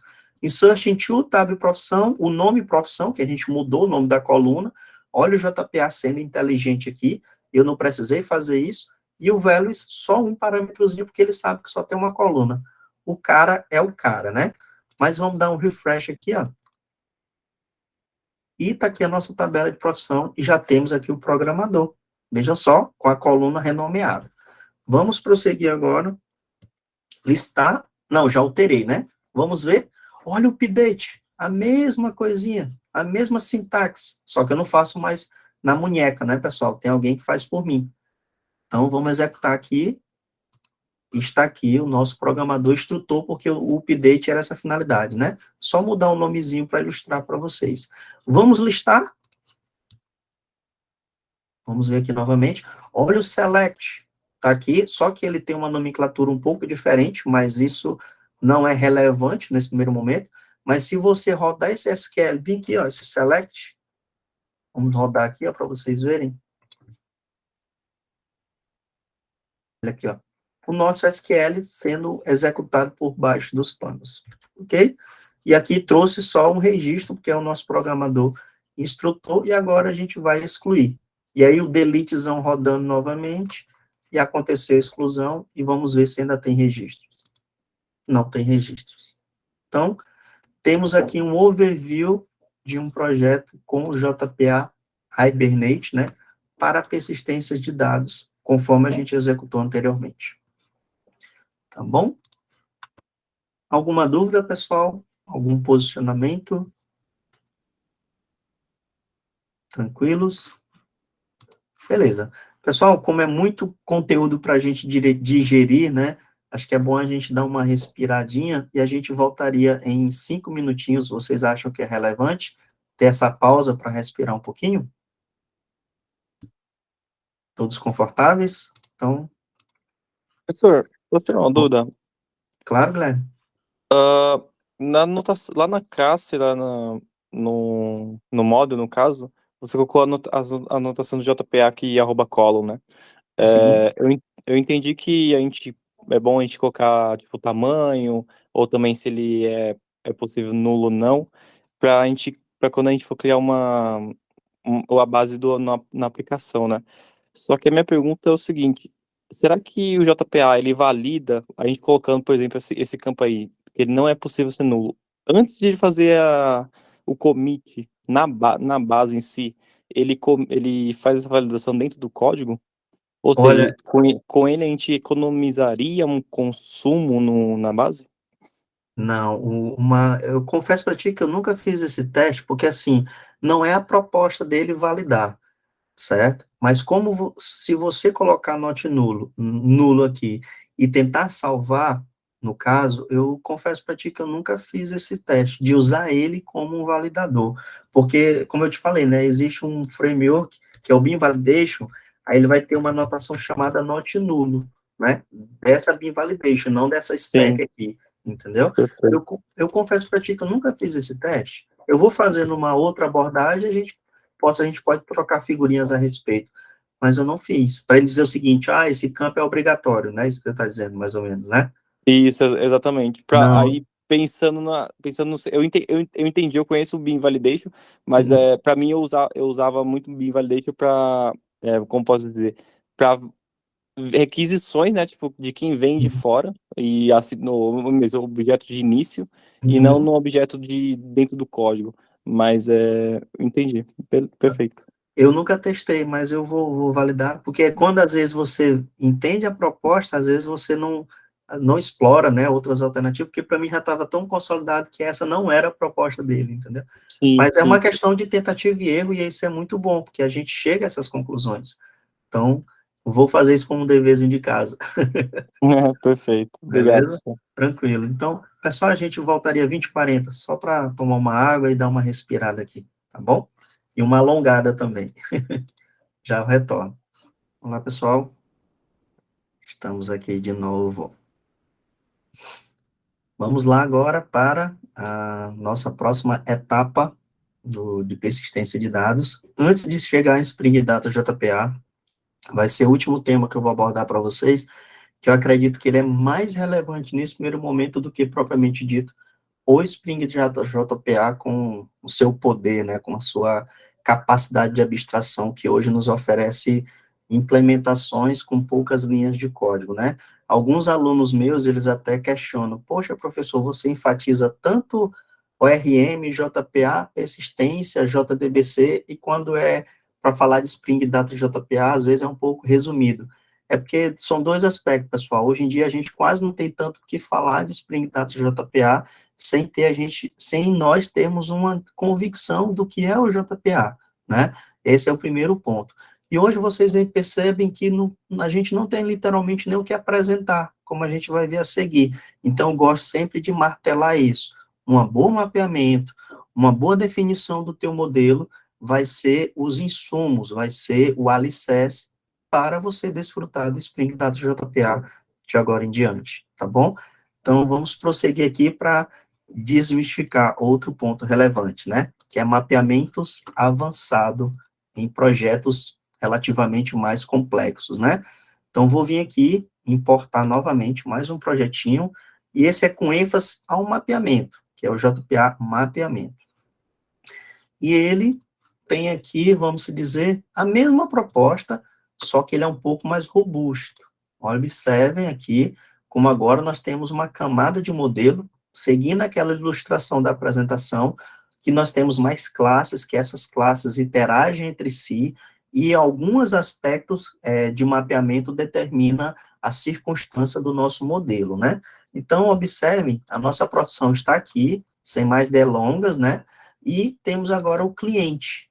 E o cliente tem muita semelhança com a nossa profissão, mas ele tem outras colunas de outros tipos e outros mapeamentos.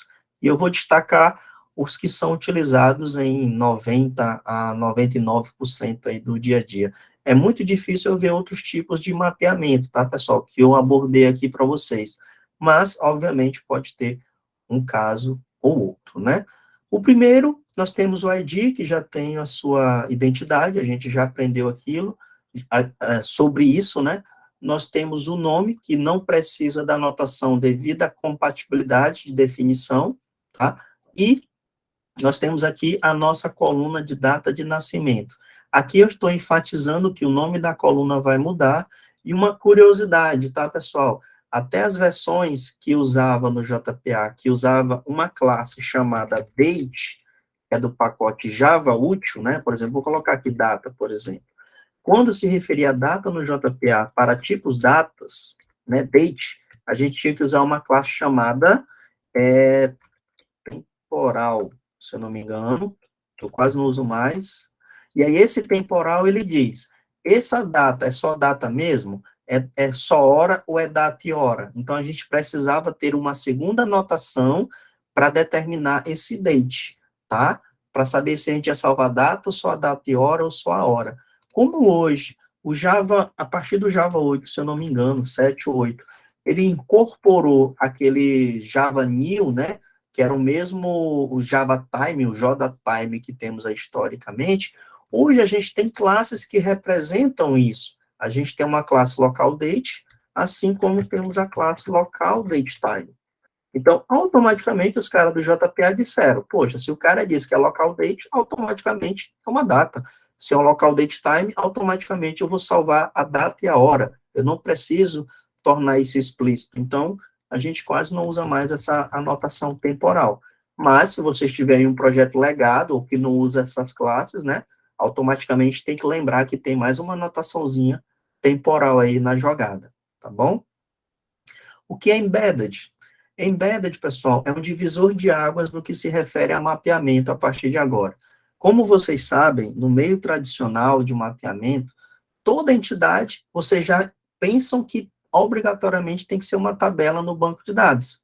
Quem nunca pensou assim, né? Atire a primeira pedra. Então, poxa, o cliente tem um endereço, e aí eu também tenho que ter uma tabela de endereço? Depende. E é que entra a grande sacada desse embedded. Esse embedded diz o seguinte, todos os atributos que existem na minha endereço, vejam só, ela é uma classe empacotadora, ela é uma classe embutida ali. Então, todos os atributos que estão dentro de endereço, e eu sei que cliente precisa dar endereço, eu vou lá e crio as colunas dentro de cliente. Entendeu, pessoal? Então, isso pode acontecer. Você tem uma tabela, um tabelão, só que aqui chegou no Java, você quer tornar bonitinho. Poxa, aqui é cliente, mas aqui é endereço. Não é o cliente que tem um logrador, o cliente tem um endereço, que o endereço tem um logrador, o endereço tem um número, e assim por diante. Então, o embedded é essa transição aqui, tá, pessoal? Não existe a tabela de endereço. E a gente vai ver na prática, tá bom? Aqui nós temos a Element Collection. O que é essa Element Collection?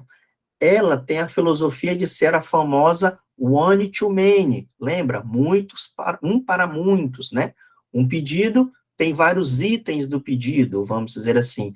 Mas o que é esse papel dessa Element Collection? Ela é uma classe, ela é uma notação que ela traz sutileza para esse tipo de cenário, onde a gente tem um único atributo. Imagina, pessoal, você ter a tabela de cliente, e a tabela de cliente, o cliente tem uma lista de e-mails. E-mails, o próprio nome, né, o próprio e-mail já é a informação que vocês querem apresentar. Então, para que eu vou criar uma classe chamada cliente e-mail e ter só o atributo e-mail? Então, essa Element Collection, se eu não me engano, ela está na versão 2.0 do JPA, então ela não era recente. E eu descobri ela recentemente mediante essa necessidade. Então, a gente não consegue dominar o JPA com todos esses recursos numa única jornada de estudo. É cenários e a gente vai trazendo aqui novos desafios e ver se o framework já se aperfeiçoou para essa finalidade. Então, o que eu estou dizendo? Cara, eu tenho uma Element Collection que só vai salvar uma única informação, que essa informação é o e-mail, ó. Veja só, um próprio string, não é um objeto endereço, que tem mais de um atributo, é a própria string, tá? E aí ele vai criar uma tabela cliente e-mail, que tem aqui a cliente ID e o e-mail, e aí a gente vai ver isso na prática em questão, tá bom? Em segundo, nós temos a one-to-many, que também tem a mesma concepção de um Element Collection. E aí, qual é a grande sacada de um para o outro? É porque este telefone, veja só, pessoal, este telefone, ele foi determinado que, além do número, a pessoa quer salvar o tipo. E aí vem a questão, se o telefone já fosse só o valor literal, só o número do telefone, ele poderia pegar aqui a mesma bagagem do e-mail e vocês colocarem essa anotação. Por quê? Porque eu só tenho um cliente, ele tem vários telefones, é um único atributo, entendeu? Nesse caso, eu quis provocar, vamos dizer assim, eu estou dizendo, não, além de salvar o número do telefone, eu quero saber o tipo do telefone, se é residencial, comercial, vamos ver agora quais são os tipos. E aí, já trago no gancho aqui da nossa tabela cliente-telefone, que aqui ele precisa ser uma tabela, pessoal, por quê? Porque ele tem mais de um atributo. Essa é a grande sacada, tá? E ele não é embutido, vai ter uma tabela. Eu tenho um cliente, e esse cliente tem mais de um telefone. Eu não vou criar dados repetidos na tabela de cliente. Tenho que começar a separar aqui as responsabilidades, tá bom? E aí, esse nosso telefone tipo, eu disse que o telefone, ele só pode ser um enum, olha só, como é que eu mapeio o enum? Ele vai ser pessoal, residencial ou comercial. Eu abreviei isso por uma questão didática, né, mas vocês podem ter outras formas de salvar isso no banco de dados, tá, pessoal? Aqui é só para ilustrar. E aí vem uma grande sacada na questão de mapeamento de enums no JPA. Observem, pessoal, que aqui eu disse que o nosso telefone, ele tem um tipo, e o tipo que eu vou salvar é uma string. Mas que string é essa? É esse nomezinho aqui, ó. Então, ele vai salvar. Se o primeiro telefone do Gleison for pessoal, ele vai salvar esse nome pezinho e assim por diante, né? Se eu não informar isso aqui, ó, é uma grande sacada também, ele salva a ordem 0, 1 e 2. Por que eu não recomendo salvar a ordem? Porque acidentalmente um colega pode vir aqui e colocar um outro tipo de telefone, por exemplo aqui, order, um exemplo, né? E aí quebrou toda a tua aplicação, porque agora os tipos de telefone estão confusos, né? Eu já vi casos, sendo bem realista com vocês, que a pessoa escreve assim, ó, por favor, pelo amor de Deus, não mude as ordens do enum.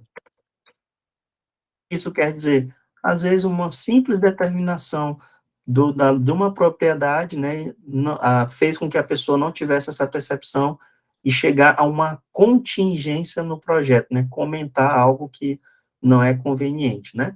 Então, são só detalhes aqui, gatilhos para a gente refletir. Bom, e aqui o nosso enumerated vai salvar os enums, a string que está no enum.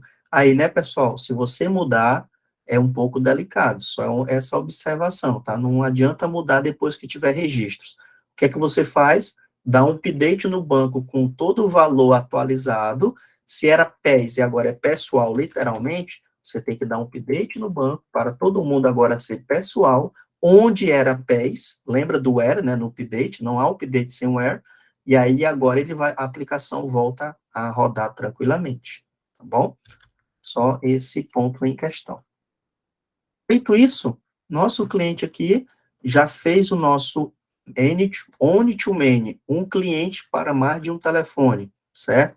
E aqui, esse join column, eu estou determinando que todo telefone que for ser salvo, ele já vai ter o cliente ID para identificar que aquele telefone é de um cliente correspondente, tá bom?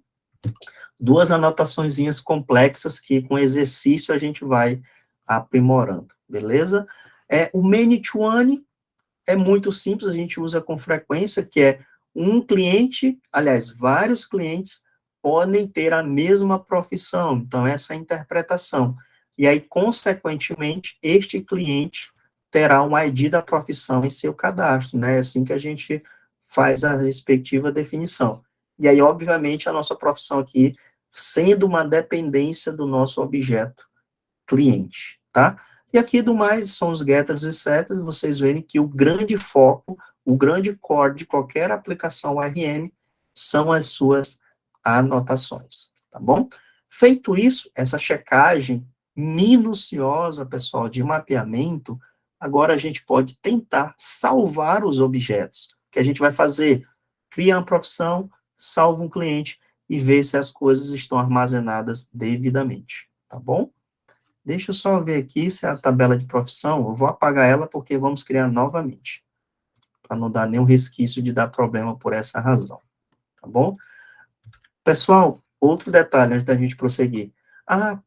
Professor ou Gleison, eu não entendi muito bem o uso dessas annotations. Pessoal, só mapeamento em cada uma dessas anotações mereciam uma live, vamos dizer assim, para a gente estressar, exercitar e trazer vários cases para cada uma dessas annotations. Então, isso é natural. Eu não aprendi realizando na primeira tentativa, na primeira semana. Foram cases, tentativas e erros, praticando, modelando, usando a UML e o banco de dados a nosso favor e, claro, evidenciando, que é o que a gente vai fazer agora. Essa é a melhor forma que vocês têm para ter domínio com ORM na linguagem Java e, consequentemente, quando vocês migrarem para outra, o impacto vai ser muito menor, né? Porque hoje as linguagens, elas têm uma convergência, né, de definições. Depois a gente pode ter uma abordagem, uma outra tecnologia para vocês verem que é muito semelhante, tá bom? Mas agora, vocês viram que o meu destaque foi o mapeamento, porque vamos mostrar aqui a nossa camada de DAO. Olha a minha profissão DAO, vejam só, continua aqui intacta, e a minha cliente DAO. Meu Deus, a mesma coisa. Entendeu, pessoal? Eu não quis fazer os outros métodos para não ser redundante, mas era só copiar e mudar. Opa, agora não é mais cliente, agora é profissão. Então, todo esforço que a gente teve para essa jornada é o mapeamento, tá bom? E agora, nós temos 3 etapas para ilustrar o poder do JPA aqui para com vocês, tá bom? O primeiro vamos trabalhar para criar a nossa profissão. Eu vou só incluir aqui, mas está todo o código para vocês exercitarem. Então, vamos só incluir a profissão.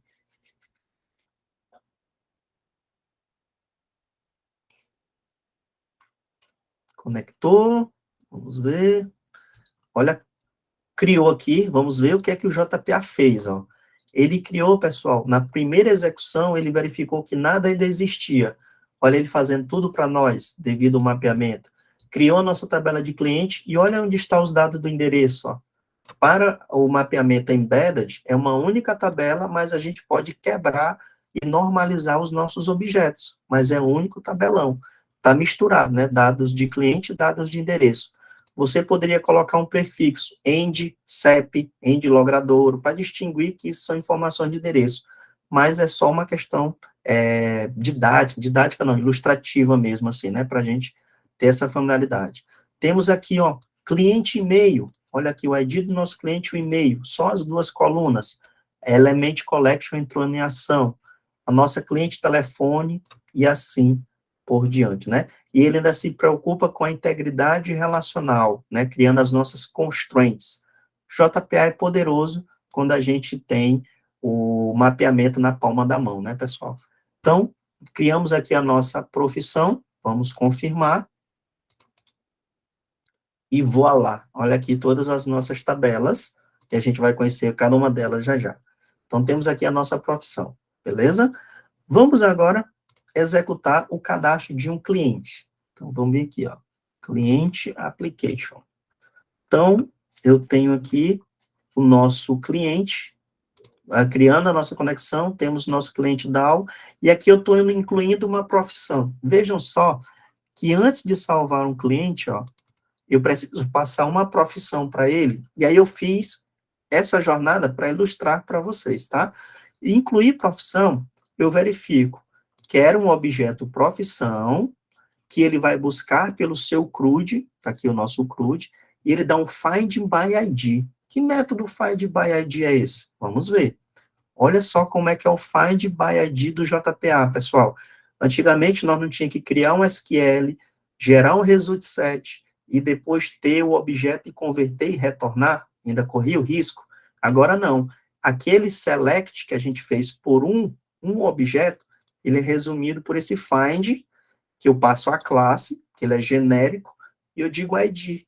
Então, vai me buscar a profissão de código 1, por exemplo. Então, vocês verem como ele faz a mesma coisa de forma mais otimizada, né?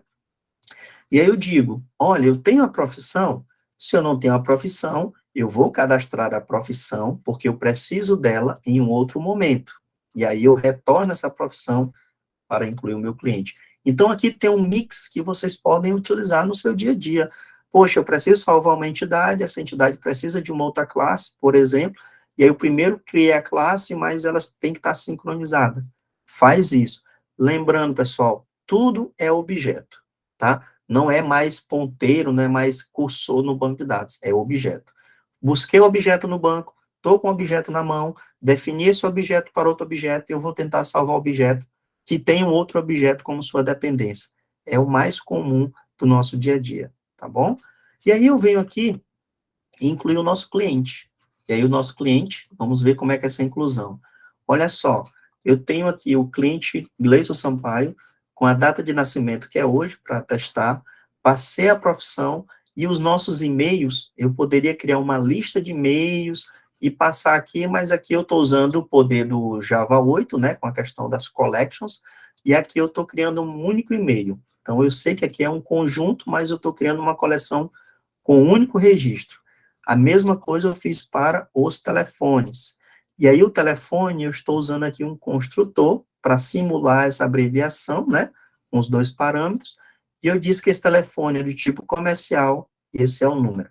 E aí, estou complementando aqui o nosso objeto. Está aqui o endereço, com as suas informações, mas o grande detalhe é que eu quero que vocês percebam a partir de agora, é que, pessoal, por mais que a gente tenha 3 tabelas, vejam só, a gente só tem um objeto para ser salvo, correto? Alguém contesta isso? Nós só temos um objeto para ser salvo. Isso é algo crucial para os nossos projetos. Chama-se atomicidade, transação. Ou tudo acontece, ou nada acontece, tá, pessoal? Isso garante a qualidade do teu software, tá? Então, eu vou tentar salvar o cliente com todos esses atributos, e se ele errar alguma pontinha, ele vai desfazer tudo que ele tentou agora há pouco. Então, a gente só salva um objeto nessa concepção, tá bom? Então, tá aqui o nosso cliente e vamos tentar salvar o cliente, ok?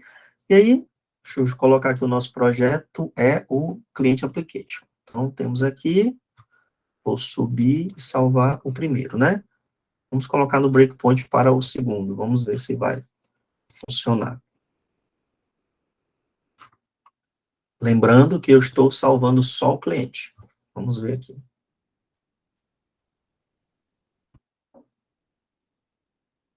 Olha só. Primeiro, pessoal, que eu falo para vocês, né?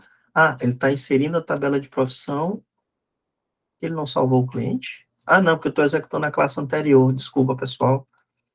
Temos que rodar aqui. Vamos ver. Vamos ver aqui. Olha só, pessoal, o que aconteceu por baixo dos panos, aqui nos bastidores. Olha só, é importante a gente ver o log. Temos aqui, selecionou, achou a profissão e veio em cadeia agora. Ó. Inseriu o cliente ao JDBC em ação. Inseriu o telefone, inseriu o nosso e-mail e depois ele veio fazendo a integridade relacional, ó, dizendo que aquele telefone é de um cliente correspondente. Se você tivesse que gerenciar isso manualmente, né, olha a dor de cabeça que você teria que pensar, né? Então, o framework, quando a gente tem essa questão do mapeamento bem definido, ele faz tudo de uma forma bem sutil e tranquila para a gente, né? Então, vou vir aqui e liberar aqui as nossas execuções, já inseriu o outro registro, e olha o que aconteceu, pessoal.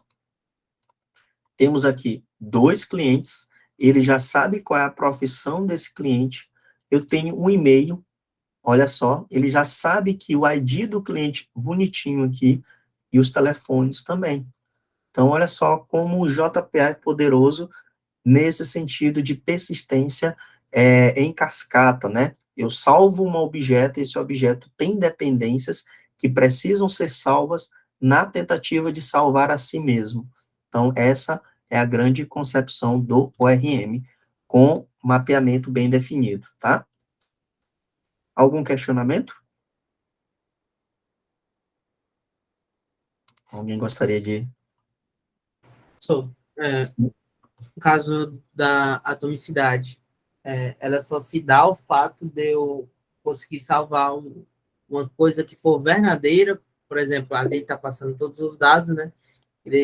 Essa questão da atomicidade é só se eu vou passar em um único objeto completo, ou como é, que eu não estou entendendo muito bem. Tá. A atomicidade é a capacidade que você tem de, em uma transação, fazer tudo o que você precisa e pretende fazer na tua aplicação. O que isso quer dizer? A nossa expectativa era de salvar em 3 tabelas, como você está vendo aqui, certo? Se na hora dele tentar salvar o telefone, esse campo fosse obrigatório, eu tivesse esquecido, ele não ia deixar salvar o cliente, ele não ia salvar o e-mail, por exemplo. Tudo ia ser desfeito de forma natural no banco de dados, entendeu?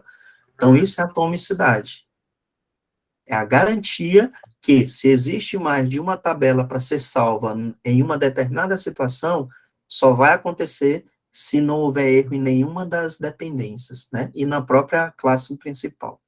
Entendi. Tá bom? Isso é muito equívoco em alguns projetos, que a pessoa salva o primeiro objeto, depois vai tentar salvar o segundo, mas se o segundo é erro, já tem sujeira, né? No objeto anterior. Então, você não está dando qualidade na tua aplicação, porque você vai estar tendo dados sujos no teu banco de dados. Tá bom? Tá? E aí, pessoal, para a gente prosseguir, como foi que eu consegui chegar nesse denominador de um salvar e tudo e ser salvo? Isso é um ponto relevante aqui, ó. Tá aqui o pulo do gato do ORM a partir de agora, tá? Voltando para o nosso mapeamento. Como foi que eu garanti que, ao salvar o cliente, eu também salvo o telefone? Quando eu crio uma anotação one-to-many ou many-to-one, e assim por diante, e eu digo que a minha dependência também precisa ser salva, eu preciso criar essa propriedade aqui, ó, cascade. Então, eu digo, eu vou salvar o cliente, se eu salvar o cliente, eu também quero salvar o telefone do cliente. Se eu altero o cliente e houve modificação nos telefones, eu também quero alterar o telefone do cliente. Então, você vem e diz, olha, esse é o meu cascade. Se você não atribuir isso, ele não vai ter esse impacto de atomicidade que eu mencionei agora há pouco. E eu já vi pessoas também perdendo horas e horas, vi eu mesmo, tá, pessoal? Horas e horas para chegar nesse denominador, e na hora era essa propriedade. Vamos fazer um teste aqui, se isso é verdade. Ó. Então, eu vou dizer que eu esqueci de colocar, tá? Vou apagar o banco, isso eu faço com muita frequência, tá, pessoal? Eu apago o banco, que pode ter sujeira e tal, apago as tabelas, e executo e deixo acontecer. Cruzo os dedos e vamos ver o que vai acontecer aqui, ó. Tá? Olha só, já deu erro aqui, ó. Ele tentou inserir, ó, tentou inserir algumas coisas, mas lá no final ele deu uma exceção aqui de transaction né, que o objeto não está uma referência e tal. Vamos lá no nosso banco de dados. Olha aqui que eu tenho registro de inserções, ó. Vamos ver, né? Vamos dar um refresh. Se ele tiver salvo o cliente, aí danou-se, né? Olha aqui, ó. Tá, pessoal? Ele não fez nada. Por quê? Porque a atomicidade garante a integridade dos nossos dados. Beleza? Uma única propriedade em uma anotação de uma entidade infere a nossa persistência, que antes a gente achava que o erro estaria aqui, né, pessoal? Eu tenho absoluta certeza que se você se deparasse com esse erro, a primeira coisa que vocês iam tentar é passar horas e horas para procurar na internet por que eu não está conseguindo salvar. Aqui no teu DAO, né? E não no mapeamento. Então, nunca mais esqueçam, o mapeamento é o coração do ORM a partir de agora. Os frameworks só evoluíram para poder fazer isso de forma mais transparente, tá bom? Bem, pessoal, um detalhe agora aqui que eu me toquei, eu subestimei o tempo do conteúdo para a gente fazer essa abordagem, vamos dizer assim, né, de tantos temas, né, de tantos conceitos em 2 horas, né? E aí, como eu gosto sempre de levar a nossa jornada do início ao fim, eu me comprometo, né, para amanhã a gente ter essa experiência novamente. Então, se vocês se sentirem confortáveis e tiver disponibilidade, amanhã, novamente, a gente se encontraria nesse mesmo horário e mais resumida, vamos dizer assim, que ia falar só de Spring, né? Para a gente ter uma jornada. O que é que vocês acham? E Show a de bola, gente... professor. Por mim, Bola? tudo bem.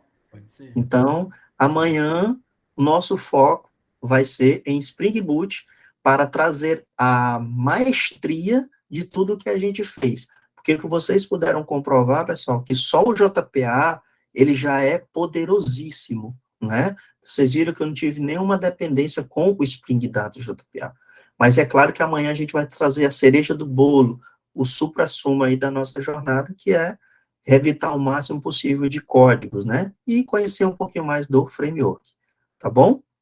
Então, a gente se encontra amanhã às 19 horas e aproveita essa jornada aí, tá certo, pessoal? Espero que vocês tenham curtido e a gente vai se falando no LinkedIn ou qualquer outra forma. Fique à vontade, eu estou sempre à disposição, viu? Boa noite a todos.